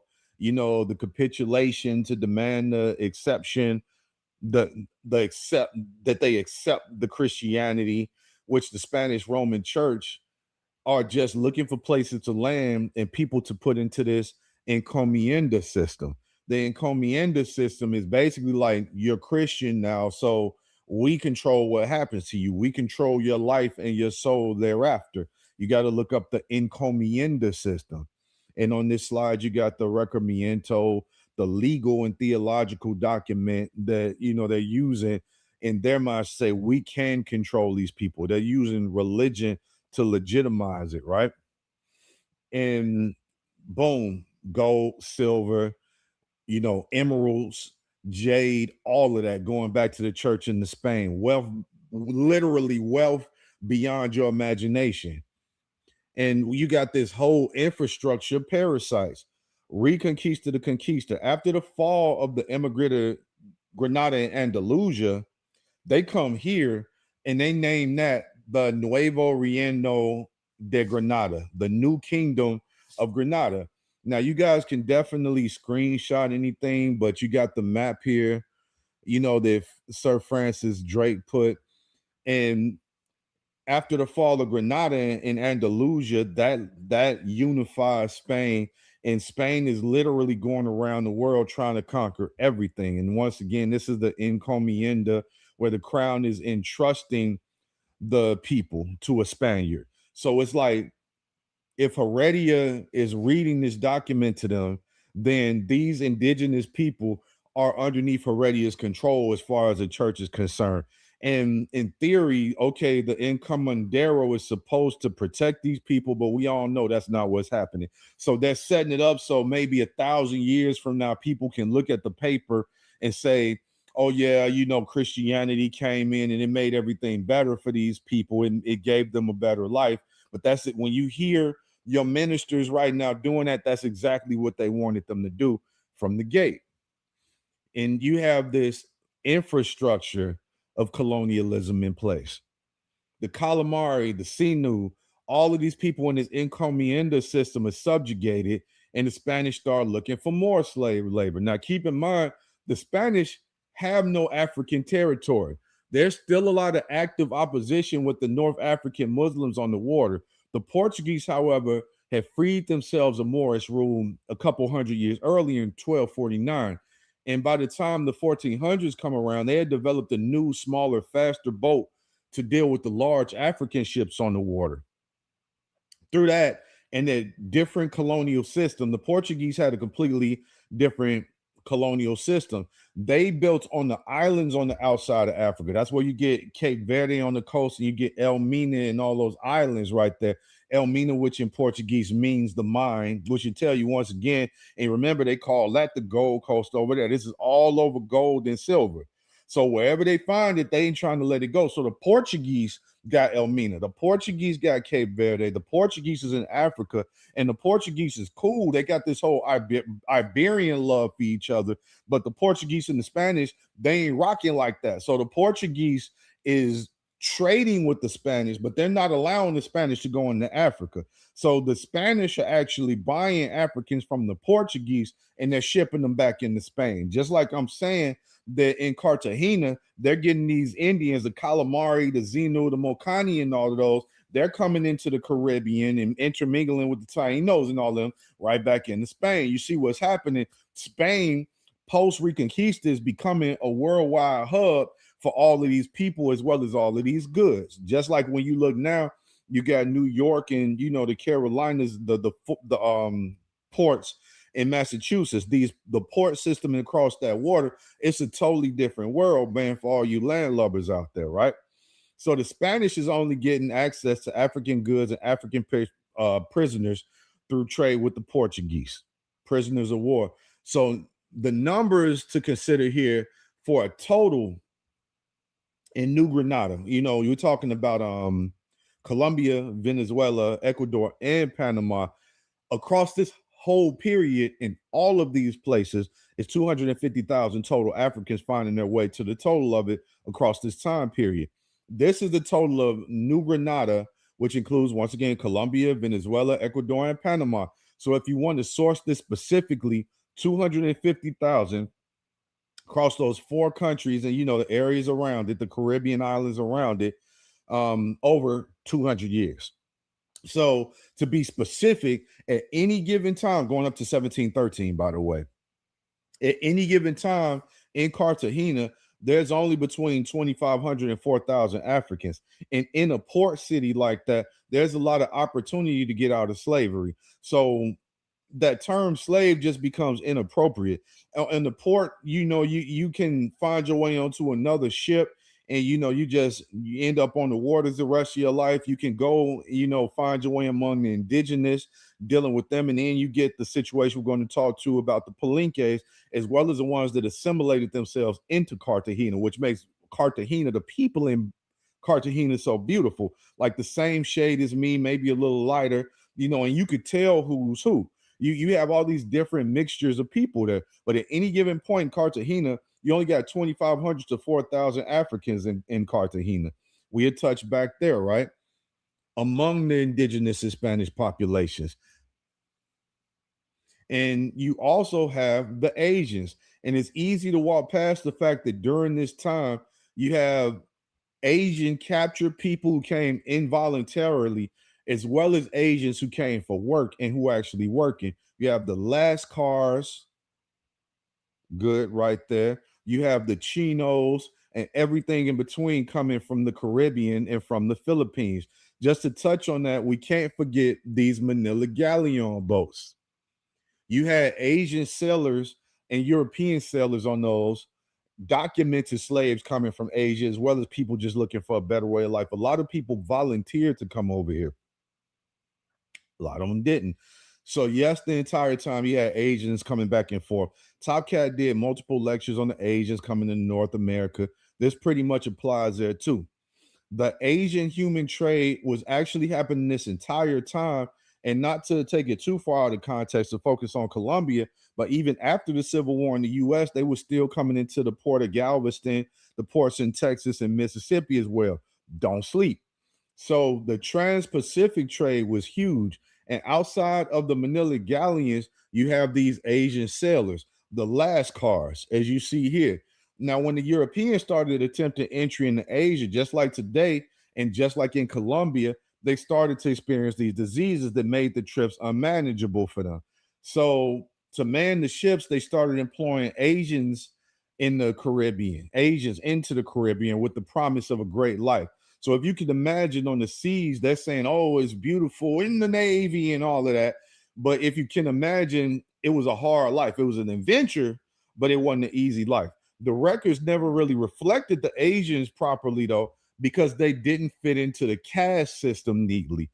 Plus, when they stayed, they had children with the people that were already there. So when they took censuses in Colombia and a lot of those places, they just classified them not by their actual genealogy, but just what they look like. Okay, this looks like a mulatto. This looks like a mestizo. This looks like a lobo, whatever they want to call them. And in a few generations, that's just what they were. Nobody, it ain't like when they're doing these censuses, they asking you who your grandparents are. You look like this. This is what you are. You're a mulatto. You're a mestizo. In a few generations over, the 400 years leading up to here, 500 at this point, they just got absorbed. They're just Colombians, So moving into the 1700s, we have the English gaining gaining larger influence on the world stage. And just to point this out, when you study the world, you start to see what the Rothschilds did with our school system. You see how the British entered last. I say this a lot in some of my videos I did. You got 200 plus years of Spanish, French, and even Asian influence, which, to be honest, I didn't really touch too far into there because I didn't want to go that far back into the Caribbean and Americas. But in our schools, they teach us only about these 13 colonies and what they started within the 17th century. So that's when England and the British entered the world stage, but that is not the beginning. That's not main character energy right there. That's a rewrite. So when Cartagena is a booming port town, actually a lot like today, there are millions of dollars of imported goods coming through Cartagena. When we walk through the walled city, you can see these people still live there. To me, it felt claustrophobic when we were walking through there. The cars, it was cars going through there, right? And the roads are real narrow. It ain't like they built these roads for cars. They built these roads for like horses and wagons. So, but I mean, it's still all of this. You trust me when I tell you, you ain't gonna find an apartment in the walled city easy. It's people still living there, and there's still a lot of beautiful businesses out there, and it's beautiful out there. So, it's definitely good for a city, and at night they got everything lined up with food carts and vendors. I recommend y'all get out there. Be careful. I would say make it a family trip. There's a lot of brothers that tell you, a different story. But for me, I think y'all should make this a family trip, right? And make it a beach holiday. The beach is, obviously coastal city. You're going to be on the beach anyway, Yeah, but it's bros down there being bros. If you know, you know. So entering a new era of international competition and conflict, you got 1697, and this is during the War of Grand Alliance, the 9 Years' War, which was pretty much France against everybody.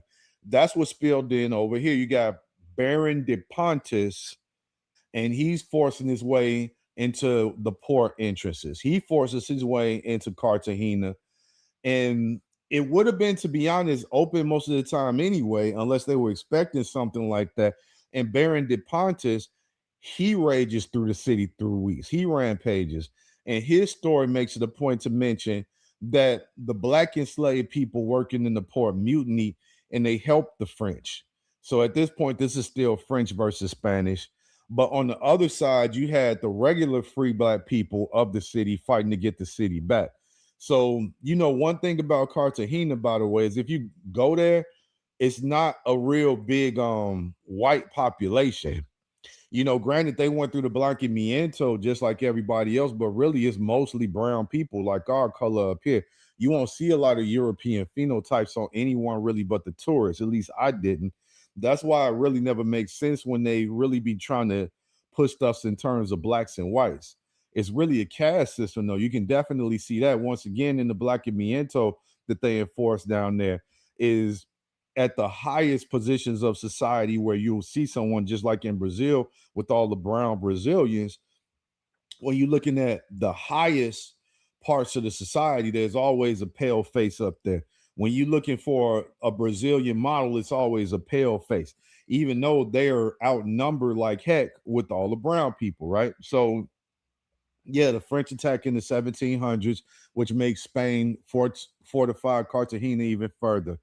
And then after 1700, as Europe moved from the Habsburg kings to the Bourbon dynasty, Philip V went on a reform campaign all through the Spanish Empire. They pulled Colombia and Venezuela from underneath the authority of Peru and made Cartagena the main Caribbean port and fortified Cartagena even further with the help of more tax money. We'll get to what that tax money did, right? They also instituted more social reforms, attempting to put people with more European blood in higher positions, blanqueamiento, instead of the native-born Creoles. And just to mention it, in their terms, the Creoles are actually still Spanish people. The Creole would be the lighter ones, but they weren't born in Spain. So they went out of their way to find Spanish people born in Spain and put them at the top tier. So at the top tier, you got Spanish born in Spain, then you got the light-skinned Spanish, I guess you could call them Creoles, that were born there, and then everything brown is coming from underneath there. The Costa's still in play with the blanqueamiento. So this is the British worldwide ascension we're going to get into, right? All right, so at this point in history, as you know, Habsburg kings going into the Bourbon kings, the Roman Catholic, France is pushing as hard as they can to take control over everything. The Roman Catholic Church is losing power. They already lost the Spanish Netherlands. You know what I mean? The Portuguese is down in Africa, and Britain is starting to find its way into it. The Roman Catholic Church is losing power, and with it, the Spanish Empire keeps getting reshuffled, with them attempting to hold on to their authority underneath the church in the era where they eventually do lose power. For years, the Spanish have been bullying the British on the high seas. The British, if you go back into them islands, they don't have a lot of control. It's not a lot of English islands, except for like the islands that it wasn't unknown. All the islands that had gold and silver and, the people on it, Cuba, and in the original, once again, Jamaica was Santiago, Puerto Rico, the rich port, and then you had the French islands, the French Antilles, and then you get the English islands. The English were the last ones there. They had to really, really fight for what they had. So for years, the Spanish is bullying them, and then you get to King George II, who sent Admiral Edward Vernon, who had already scored a British victory by taking Portobello in Panama from the Spanish in 1739. So after he got that victory in Panama, the English said, well, we can just try to take all their ports. Let's see if we can send this guy. Let's see if he can do it again. And on the Spanish side, you get Admiral Blas de Lezo. They call this guy medio hombre, half man. Now, this guy had been at war since he was a teenager. He had the scars to prove it. He had lost his left leg at Gibraltar. He had lost his eye at Toulon, and he had lost his arm at Barcelona. This is a dude that knew war. And what the British hadn't considered was in the past 100 or so years, how much they had fortified Cartagena in particular, because Cartagena was the main port. They had to put new forts up at San Fernando and San Jose, but Cartagena in particular at Boca Chica, every place that the French had already attacked, they had made that even stronger. So on one side, you got the British because they took that one city in Panama, that one port in Panama. They're thinking that everything's going to be this sweet. So they had already minted coins that you see for a victory that they hadn't won. And so who will win, right? In my opinion, this was one of the first mistakes Vernon made. So going back to your man Vernon, he comes out of Jamaica with like over 180 ships, over 23,000 men. And at this point in the 1730s, this is Royal English Navy, this is British regulars, as well as this is actual American troops coming out of there. So you can imagine how mixed this particular group on the English side is. And in my opinion, the stupidest thing he did was he sent in a smaller armada to poke at the Spanish. He sent in a smaller armada and he did a test bombardment. Obviously, it failed. And what he did was he showed medio hombre, he showed de Blas that number one, that they were there. He lost the element of surprise, like they always say. And he also showed de Blas, who's a smart guy, where their weaknesses were, where the Spanish had weaknesses. So, okay, they attacked at the weak points, De Blas just goes in, he sends troops to the weak points. He fortifies the weak points. He sends food and more military to the weak points. De Blas refortifies and sends more reinforcements. Vernon came in with everything after that, but once again, you done lost your element of surprise. You done already got him to refortify the weak points. So where are you going to attack? So now you're trying to attack the strongest points of entry, and it's not going to happen. So he immediately goes to Boca Chica. If you remember, I don't know if I mentioned it earlier, Boca Chica had been attacked multiple times. Boca Chica at this point in history is one of the strongest ports. It's one of the strongest points. And so, yeah, it's the same one the French went into 40 years earlier. So he attacks, and I want to say it took him 13 days to get into Cartagena. And keep in mind, he's traveling from Jamaica to Colombia. He has limited food. He ain't got no medicine. He limited armament. He has limited resources to try to take a whole city that's been there at this point for over 200 years. So his goal is to get they always had a goal is to get the castle or the church. They got the castle, right? So he launches a night attack in April of 1741, and he makes an attempt on the castle. Now, the Spanish don't have a lot of men. It was just a couple hundred, but they are at this point, this is their land. They got over 100 years of fortifications and experience defending Cartagena. So the British, after being at sea for over 2 weeks, over 14 days, they rush in and they attempt to take the castle. They're trying to hurry and get it done. These are starving dudes. They ain't got no sleep. They've been on these boats for 14 days. They're trying to figure out what to do. So they rush in and they try to take this castle on the night in April. The ladders are too short for the walls of the castle. So the men are just accumulating at the bottom of the castle. And then on top of it, remember, swampland, tropics, there's only certain dry areas of land that the English can get through. And this is their first time being on land in Colombia. The Spanish know where the dry land is. The Spanish have fortified the dry land. So you got a choice. You can either walk directly through the swamp, which we know you're not going to do, or you're going to walk through the dry land, which is where we're going to hit you with these guns and these cannons. So they're trying to cross marshes and wetlands, and they're getting stuck there and picked off. They're getting picked off at the dry land. They're accumulating at the bottom of the castle because they can't get in the castle because their ladders are too short. The Spanish had already mapped all of this out. So Vernon, who already had medals minted for his honor for a win he never won, ended up losing thousands of men to the Spanish. He heads back to Britain and actually hides the fact he lost for a while until word got back, and Britain was so embarrassed. They never even wrote about this loss. The Spanish did. In Cartagena, the city of Cartagena actually gets a nickname La Heroica in return, and is the South American jewel for the Spanish crown. So Cartagena obviously is messed up after this, but not beyond repair, and is still in Spanish control. The Bourbon crown is satisfied because they see their investments in fortifying the city were worthwhile, and they immediately send more engineers to rebuild the city. Halfman, Medio Hombre, is established and regarded as a hero back in Spain, but he didn't survive the year. He actually ended up in a political feud with his viceroy out there in Slava, and he died of typhus, I want to say, within the year. Yeah, he died that same year of typhus. For normal people, though, it just goes back to business as usual. Now, this is something that's obvious when you touch down once again. This is a black city. It's a brown city. Whichever way you want to see it, the majority of people here are melanated in the way that they are in the United States, and with even more melanated people. So how they identify themselves is another thing. You can see these people with clear indigenous roots, African roots, Asian roots, and you could tell that the mixes on these people aren't new. This is like hundreds of years of, these people being here. So what happens is you get these cultural blends as well. That's what makes the city so special. We down here listening to music that already has influences from all these things.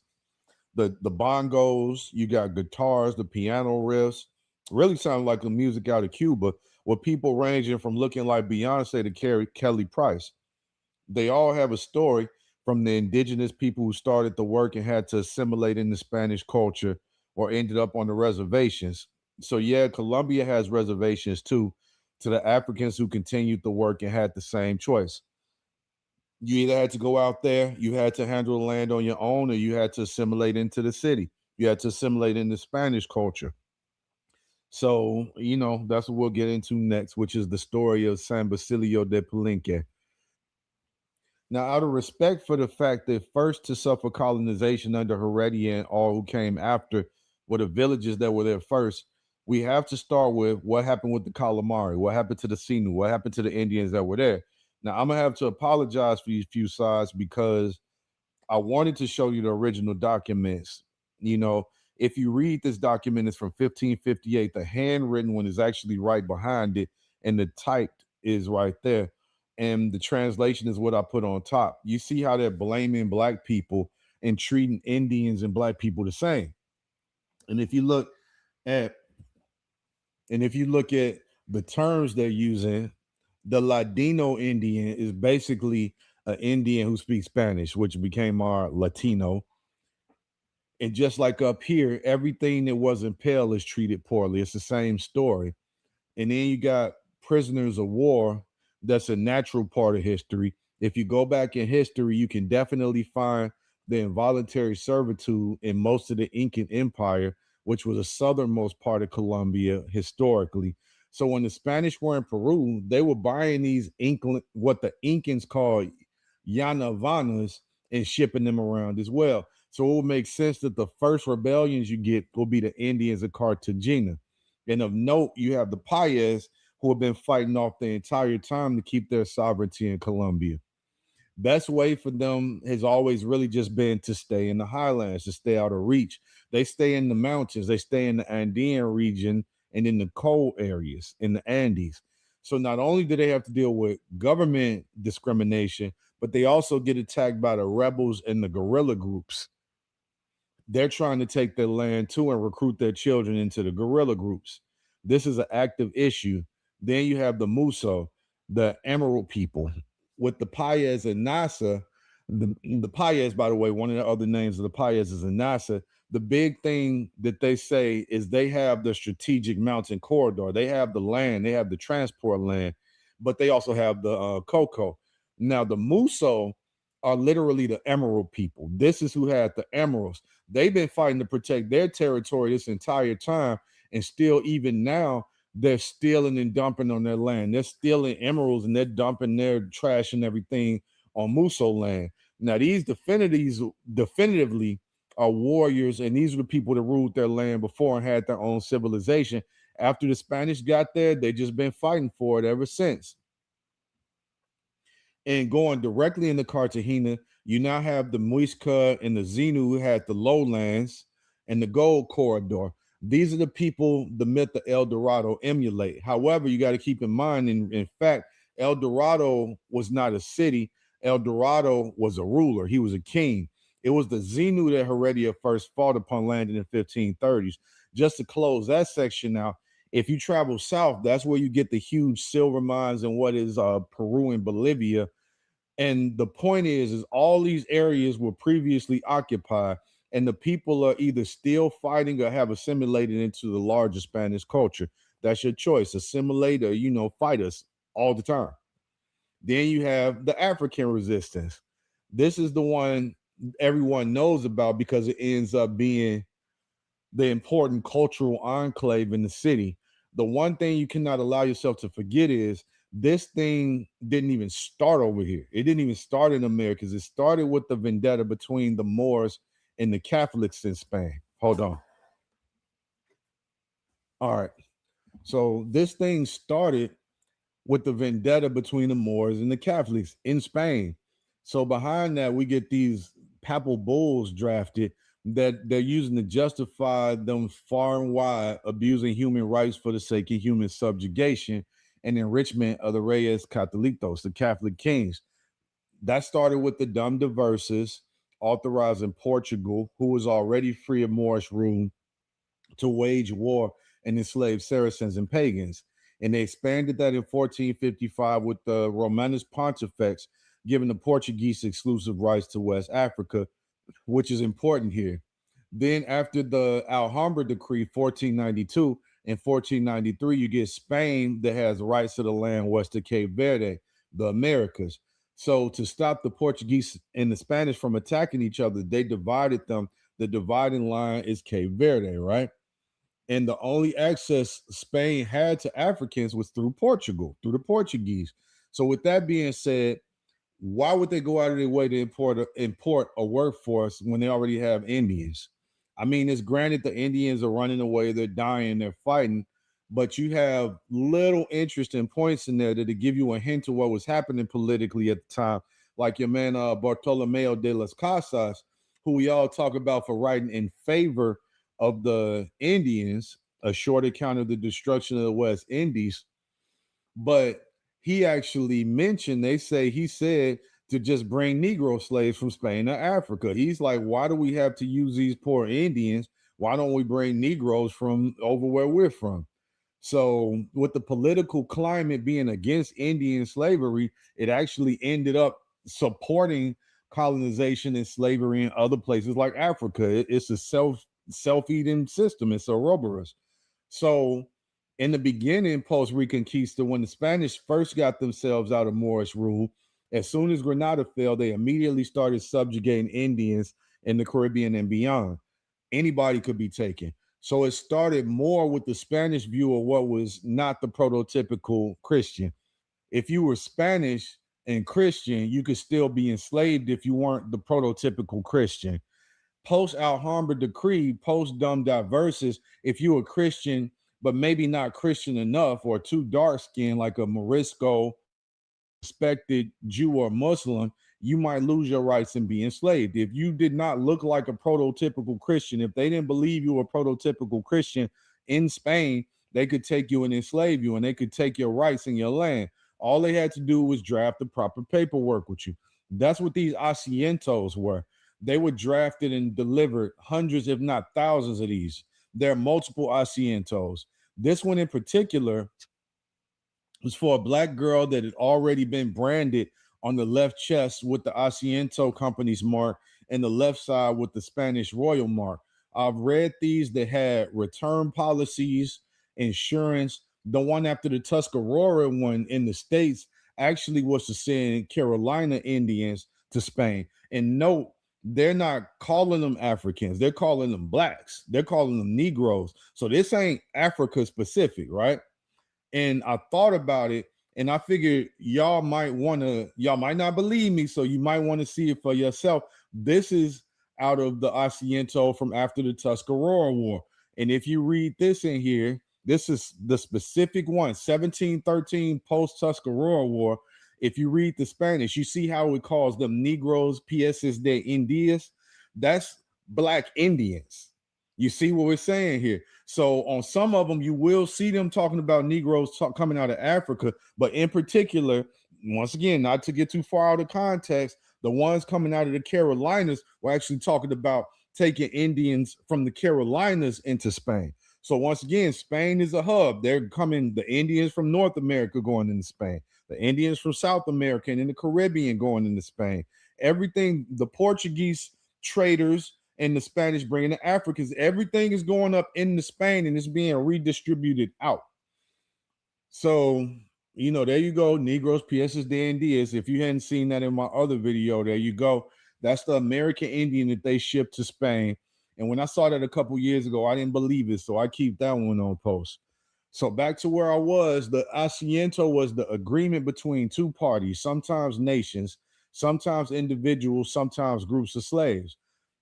You know, and why Spain? Because Spain was where the inventory was quantified and sent out. Just like those African diamonds that they get from Africa and they send them up to the UK. They store those diamonds in the UK and then they sell them out through the world. It's a warehousing system that they found a way. They were like, okay, we don't have none of this stuff native to Europe. What we're going to do is we're going to inventory this stuff in the Europe. And it's a lot of other things, the gold, the silver, the human trafficking, the diamonds. To this day, they store houses in European countries and then they ship it out from there. That's what jacks up the prices on a lot of these natural goods to this day. So Spain gets this huge influx of Africans as well as Indians, and everybody's getting mixed up. And another point to make here is when you look at the majority of the Africans, this is where they went. They went to the Caribbean and to South America, with the main ports being Cartagena, Colombia, Veracruz, Mexico, and Buenos Aires, Argentina during this time. And after 1640, for those that don't know, all of that traffic got diverted to Brazil, the Portuguese. This is where the Africans went, from Spain into the Caribbean, into South America, from Mexico down, not North America. 1595 to 1640, and let 1640 be a chronological point where then people start going into the Portuguese territory in the States, which is Brazil, right? So once again, to lock back in on that one main port, Cartagena and Elmina Castle, the Gold Coast, through the Caribbean into Colombia, they went. That's why outside of Brazil and Colombia, that's where you find the strongest Negro or African influence. So from the earliest days in Cartagena, from the earliest days in Cartagena, you definitely had the Africans. The Portuguese were sailing in with the Spanish, as well as Moriscos and whatever else they picked up on the way through the island, like the Tainos. When they got to Cartagena, some of them stayed in Cartagena, some escaped and formed what became known as palenques. A palenque is a fortification. It's a refuge. The first came about in 1599, when you get one group of escapees that they say was about 30 people, led by the famous Bancos Bajío. They defeated the first Spanish expedition that was sent after them, and they continued on to create what is now the town of San Basilio de Palenque. Not only do they credit Biojo with escaping a place that blacks could be safe, but he also designated countermeasures against the Spanish. So he evaded them until he was captured and killed over 20 years later, but the community survived and thrived. The Spanish couldn't beat the people, so they negotiated and let them keep their palenque in freedom. In return, the palenque's leaders said they would stop sheltering newcomers, but they never stopped. They continued taking in new people, which was the right thing to do. Almost 100 years after the death of Bancos Biojo, it was confirmed again, and is still an active part of Cartagena to this day. They regard San Basilio de Palenque as the first free African town in the Americas. And one of the things I like about this setup that in the United States we never got the opportunity to do is they allowed the reservations in Colombia. They allowed the palenques in Colombia. It's not perfect. I mean, those people had to fight up until this day, but it's so many different ways of life in Colombia. You can choose to be in Cartagena, assimilate with that culture, or you can be in Palenque, or you can live indigenous on the land. It's still a struggle, but the choice is where the freedom is. They didn't burn down the villages and towns like the U.S. did. They let them live the way they wanted to.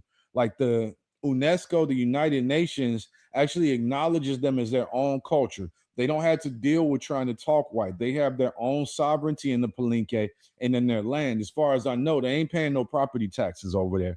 I wish we had that here. So yeah, you can visit and see what freedom looks like. You can look at it and say, well, this is what we missed, is we had the opportunity to choose the lifestyle that we wanted. Who do you want to be?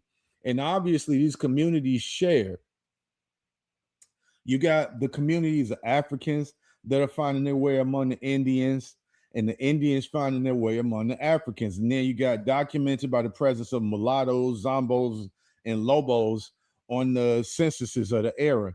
That made for some good cross-cultural recipes, medicine, music, and some beautiful people, some beautiful kids were forged out of those communities. So on paper, the Indians were free early, but continued to be used as laborers and second-class citizens. And the Africans and Chinos and everybody else eventually got their freedom, but endured the same treatment, which brings us back to what happened in 1781. So during the Bourbon rule, by the 1780s, these people, you know, they've been attacked by they had to fight with the Indians, they had to fight with the Spanish, they had to fight with the French, now they're fighting with the English. And by the 1780s, all these taxes, which is what they're using to pay for all this fortification and pay for all these soldiers, are becoming the labor on the people. More and more taxes, just like the taxes that led to the American Revolution. Except in this case, it wasn't a tax on paper; it was a tax on tobacco, aguardiente, which is alcohol, is a drink that they drink over there, and the sales tax. So just to mention it, to keep up with the geographical name changes, now you see they're calling the area from Colombia to North Peru right there, New Granada, over to northwestern Brazil. The Comunero Revolt was when the Spanish attempted to declare these taxes on the people. It began in Socorro, Santander, like the Santander Bank in northern Colombia. The one that really got to them was a sales tax. So you had a woman by the name of Manuela Beltran. She operated her own shop, which was common for women at the time. They had their own shops, a lot of them. She's on the market square when they post an edict for more taxes. And another thing about it is she was literate. A lot of people at this time, they would post that stuff and they wouldn't be able to read it. They would only be able to hear about it through word of mouth. So they say she tore the edict down and explained it to the common people, the comuneros, right? And what happened was the common people responded by tearing the whole city up, and it spread to over 60 cities. And it only ended when the Spanish promised concessions. They softened up the taxes, but once everything calmed down, the Spanish captured and jailed and killed the leaders of the comuneros. And that to this day is what shaped a lot of what Colombia, outside of all the battles of what it had, the spirit of the people to fight. It's a revolutionary culture. They ain't playing no games over there. Negotiations only work under arms, and compromises are always only temporary. That's in their culture. So I'm gonna start landing my plane here, right? Just saying that the value of what you see here is you have a land where the people fought hard enough for their freedom or for a relatively fair life. The ones who couldn't say they were free, they just had the opportunity to have a fair life, and they got it. The Indians are still living on the land, the escaped Africans on the land with the Palenques, and the people who chose to be in the city are still in the city living like normal civilians. Imagine if when Malachi York set up those pyramids that they left those people to that independence. There wouldn't be a 21 Savage. Remember, his parents was over there. Imagine if they hadn't bombed Project Move in Philly. Look at what Philly is today. Imagine if they'd have got the opportunity to just be who they wanted to be. If all these times we did the same thing up here, we had just been left to succeed or fail on our own, because now we can see that, okay, everybody's not going to succeed, but it's honoring saying, I tried to be free. You know what I mean? Here in the United States, we didn't get it. In Cartagena, in Colombia, through their independence, Colombia got their independence from Spain in 1810. Were reconquered, and then they got independence again in 1821. They never gave up the fight. They got their independence. They got the opportunity to live the way that they wanted to live. So there you have it, Cartagena.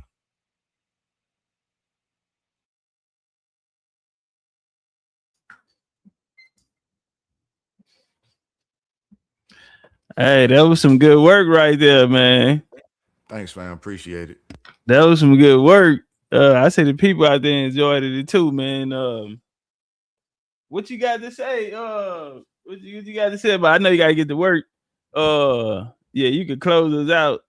I'm gonna lead this up so we don't even mess with this, so people can see it and get the whole bill, man. It's good for lecturing, man. Especially, I know a lot of people then got used to the fast food on TikTok.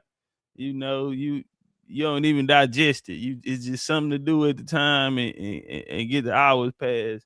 This right here, this work that's we can keep this up for as long as the channel up, goddamn. So and people actually can learn something again versus to screaming and hollering back and forth about some elementary ass scholarship. So now this is boots on the ground, and it's real big boy scholarship. Sick, man. You want to close with that? A little bit ago, a nurse in the comments had posted, how she had to work, I want to say like 7 a.m. to 11 p.m. And, me, same thing, be working these 12-hour shifts. To keep it real, if you look past, the violence and all of that, that's where they got us at. We got to figure out how to get our freedom back, and through that, we got to figure out how to get our energy back. And just every single one of us is a creative soul. Every single one of us, like, look at what you've done in the past, 5, 7, 8 years, man, and even before that. Damn, I mean, man, and we normal people, fam. Yeah, I was gonna ask you that too, because I see some people like, who is that? They want to know who you are. They like, big up, is this a student? See, they just coming on. And then another thing I wanted to say, like you said, we just regular people, man. But the information, I don't know, we got a passion for it, and I think a lot of people don't know. They want to do it, they just don't know how to do it. You want to give them some advice on that? I see Creek out there. Creek said he want to do a lecture. Anytime you ready, Creek. Any of y'all out there? But Sick, you got some pointers or some advice you want to give them out there who want to put together primary references. Now, if you talk about where we are, we got access to a lot of the primaries in the Library of Congress and the various museums. Like, if you go to the museums in Alabama, but like you said, you really got to be boots on the ground, as well as when you go visit the old villages. The one that really, the place that really gets people is slipping on the United States. Like, you go to Louisiana, you got the engines there, the real engines. You go to Florida, you literally still got the Timucuan village, and you will go to the Timucuan village and they'll tell you that, what was it, the Rothschilds built city, they town right on top of it. You still got Cahokia. That's what I was trying to think of. Cahokia is still there. There's literally something called Woodhenge. They still have all of the old. Yeah, Woodhenge old. Yeah, have you been up there and they show you this is how they? But I'm familiar with it. No, I haven't been yet, but I'm familiar with it. But that's a drive from Texas from you. That's like, an 18-hour drive, but it's still a drive. We ain't even got to get on planes to go to these places. So not only do you have your local references, like, you see what I did with the South Padre Indians, and you know what I'm saying? Like, what happened in Brownsville, the Karankawa. So that's why it hit me when I met y'all out in Houston. Like, okay, so we got Eshak out here. And then we talking about, what happened with the Eshak people, and then the people that came in between. So it's like the primaries and really getting out there and talking to people. I will say this, though. If you out there talking to people, and I'm going to tell you, one is, be very careful. The average person in 2026 look down on this. I have to say it. That's a fact. Some issues have happened with me. Some issues, they started happening when I put my videos out. And there are people watching. I know if they watched my videos and they got at me, I know they watched your videos. And I ain't talking about normal, I'm frustrated with this. I'm talking about government entities that are marking you. I'm sorry, I hate to say it, but bro, we've been talking shit for a long time, so I wouldn't be surprised. Man, but yeah, the primaries, and more so having an outline and seeing where the information goes. You can't have a you can't have a preconceived notion. You got to just get in, let the information take it where they need to go. Like, let's just look at the face of those tribes we was looking at, like the Nazism. If you hadn't noticed, they painting their faces darker than they actually are. What does that tell you they know about their ancestors? They were dark. They were darker. So same with the Pacific tribe. Exactly. So they know where they came from, but it's kind of like nobody's allowed to say it. They literally, just like with the Algonquin tribes, got the Walam Odom.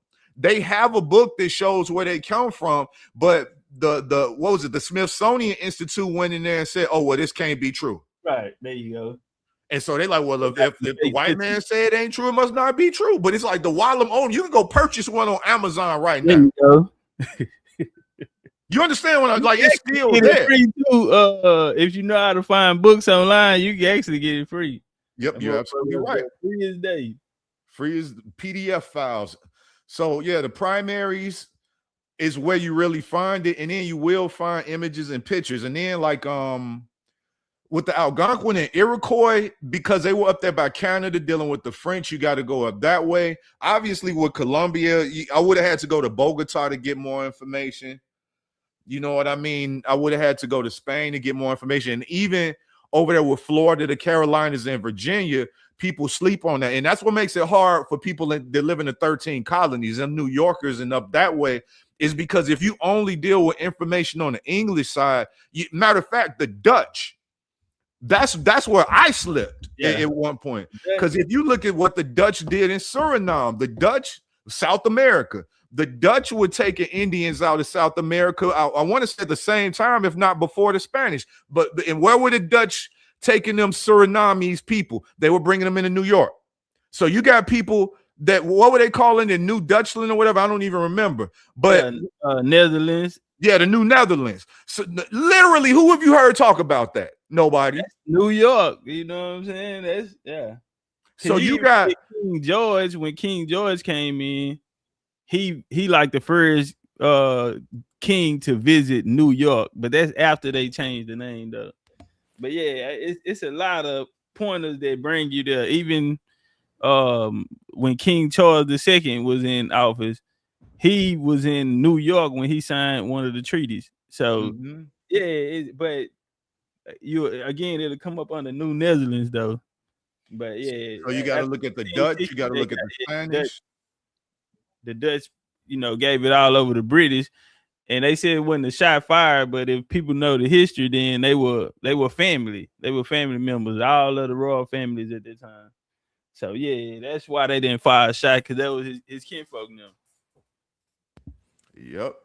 So I mean, it's layers to this, and it's really like you got to just keep pushing and pushing. And like I remember some of the Mississippi bills, I had to order books and wait for them to come in. And you got the PDFs on Internet Archives, and so I mean, it's a labor of love. And the whole time, I'm meeting people and they giving me more and more information, and it was very humbling, because you learn like it's been here the whole time. You just got to ask the right people, and you know what I mean. It was literally like, and for me, it's always been spiritual. It ain't really just I couldn't care less if I was homeless, if I had to kick my sandals off, what I'm talking about. But for me, it was always like, what God, what spirits should I be talking to? So when the spirits got, like, literally when I can go outside and see a hawk or an owl, and and then we got the feathers up, what I'm talking about, like the spirits, man, the spirits walked me on that one, man. And it is what it is, man. I'm here. I'm just here. Yeah, man. Appreciate it, man. Y'all give it up for Big Shake, man. He got to get to work. I'm going to end this one, and I'm just going to start a new live up, because I don't want to mess it up. I want people to really get the information, be able to sit down and check it out without, me ad-libbing through the video. Appreciate you, fam. Nah, anytime, Big Shake, man. Come through. I'm going to try to see if I can find Swood, and yeah, man, I'd love to see y'all rock out. And some other family out there, man, if y'all got some information y'all want to put up, we always say start where you at. That's how Sick got on the Mississippi. You know what I'm saying? Everybody was like, we just gonna grab hold of where we at in the story, and we're gonna build off of that. So it's very rare you'll hear me building on Mississippi, because that's Sick area right there. You feel me? So we're gonna see if we can get him to get that Mississippi series out again, But yeah, appreciate your hard work, man, and appreciate this build for today. You did. Yes, sir. All right, y'all. I catch y'all on another one. I'm finna leave out of here, and then I'm gonna start a new one. Y'all make sure y'all tap in. I like that Honduran cigar, the spirits rise. Smoke curling like ancestors whispering in the skies. Dr. Sebi in my left ear saying heal from inside. This ain't no new land, we the ones they try to deny. Before Columbus ever dreamed of ship to steer, we was building mounds, doing rituals with no fear. From Yucatan to Galveston, New Orleans near. That's a triangle of soul, boy, the map been clear. Second lines ain't parades, that's ancestral rights. Tambourines and feathers under full moonlight. We ain't immigrants now, we the original might. Built pyramids and bone flutes before Rome took flight. Topcatz said it loud, stop begging for permission. Our culture ain't missing, it's just deep in tradition. We ain't African cause they told us we remember the mission. The land speaks Creole, soul food and intuition, yo. We been here through the blood and the drum, through the elders, the chants and the kiss of the sun. Smoke rise from the leaf, yeah, we talk to the sky. And the ancestors' rhythm, we never die. We been here, oh yeah, we been here. Way before they wrote their lives, we still live. It's our home, not a place we disappear. Jaheim singing true through the pain and the tears. Granny sat me down, roll something slow. Said when you puff, give thanks, let the cosmos know. I inhale the jungle, exhale the flow. Spitting stories that the textbook still scared to show. Cigar lit like a torch from ancient rites.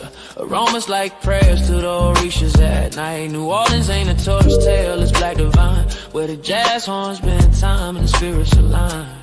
Forget Columbus, we was dancing in stars. Trading turquoise, dripping culture in bars. Drums talking codes, spirits moving cars. Look close, the past ain't gone, it's just behind these stars. From Congo Square to Trammy porches, we built this land, no need for endorsements. The Mardi Gras beads ain't just for decor, that's soul armor, homie, we was gods before war. We been here through the blood and the drum, through the elders, the chants and the kiss of the sun. Smoke rise from the leaf, yeah, we talk to the sky. In the ancestors' rhythm, we never die. We been here, oh yeah, we been here. Way before they wrote their lives, we still live. This our home, not a place we disappear. Jaheim singing true through the pain and the tears. Through the blood and the drum, through the elders, the chants and the kiss of the sun. Smoke rise from the leaf, yeah, we talk to the sky. In the ancestors' rhythm, we never die. We been here, oh yeah, we been here. Way before they wrote their lives, we still live. It's our home, not a place we disappear. Jaheim singing true through the pain and the tears. We been here, oh yeah, we been here. Way before they wrote their lives, we still live. It's our home, not a place we disappear. Jaheim singing true through the pain and the tears.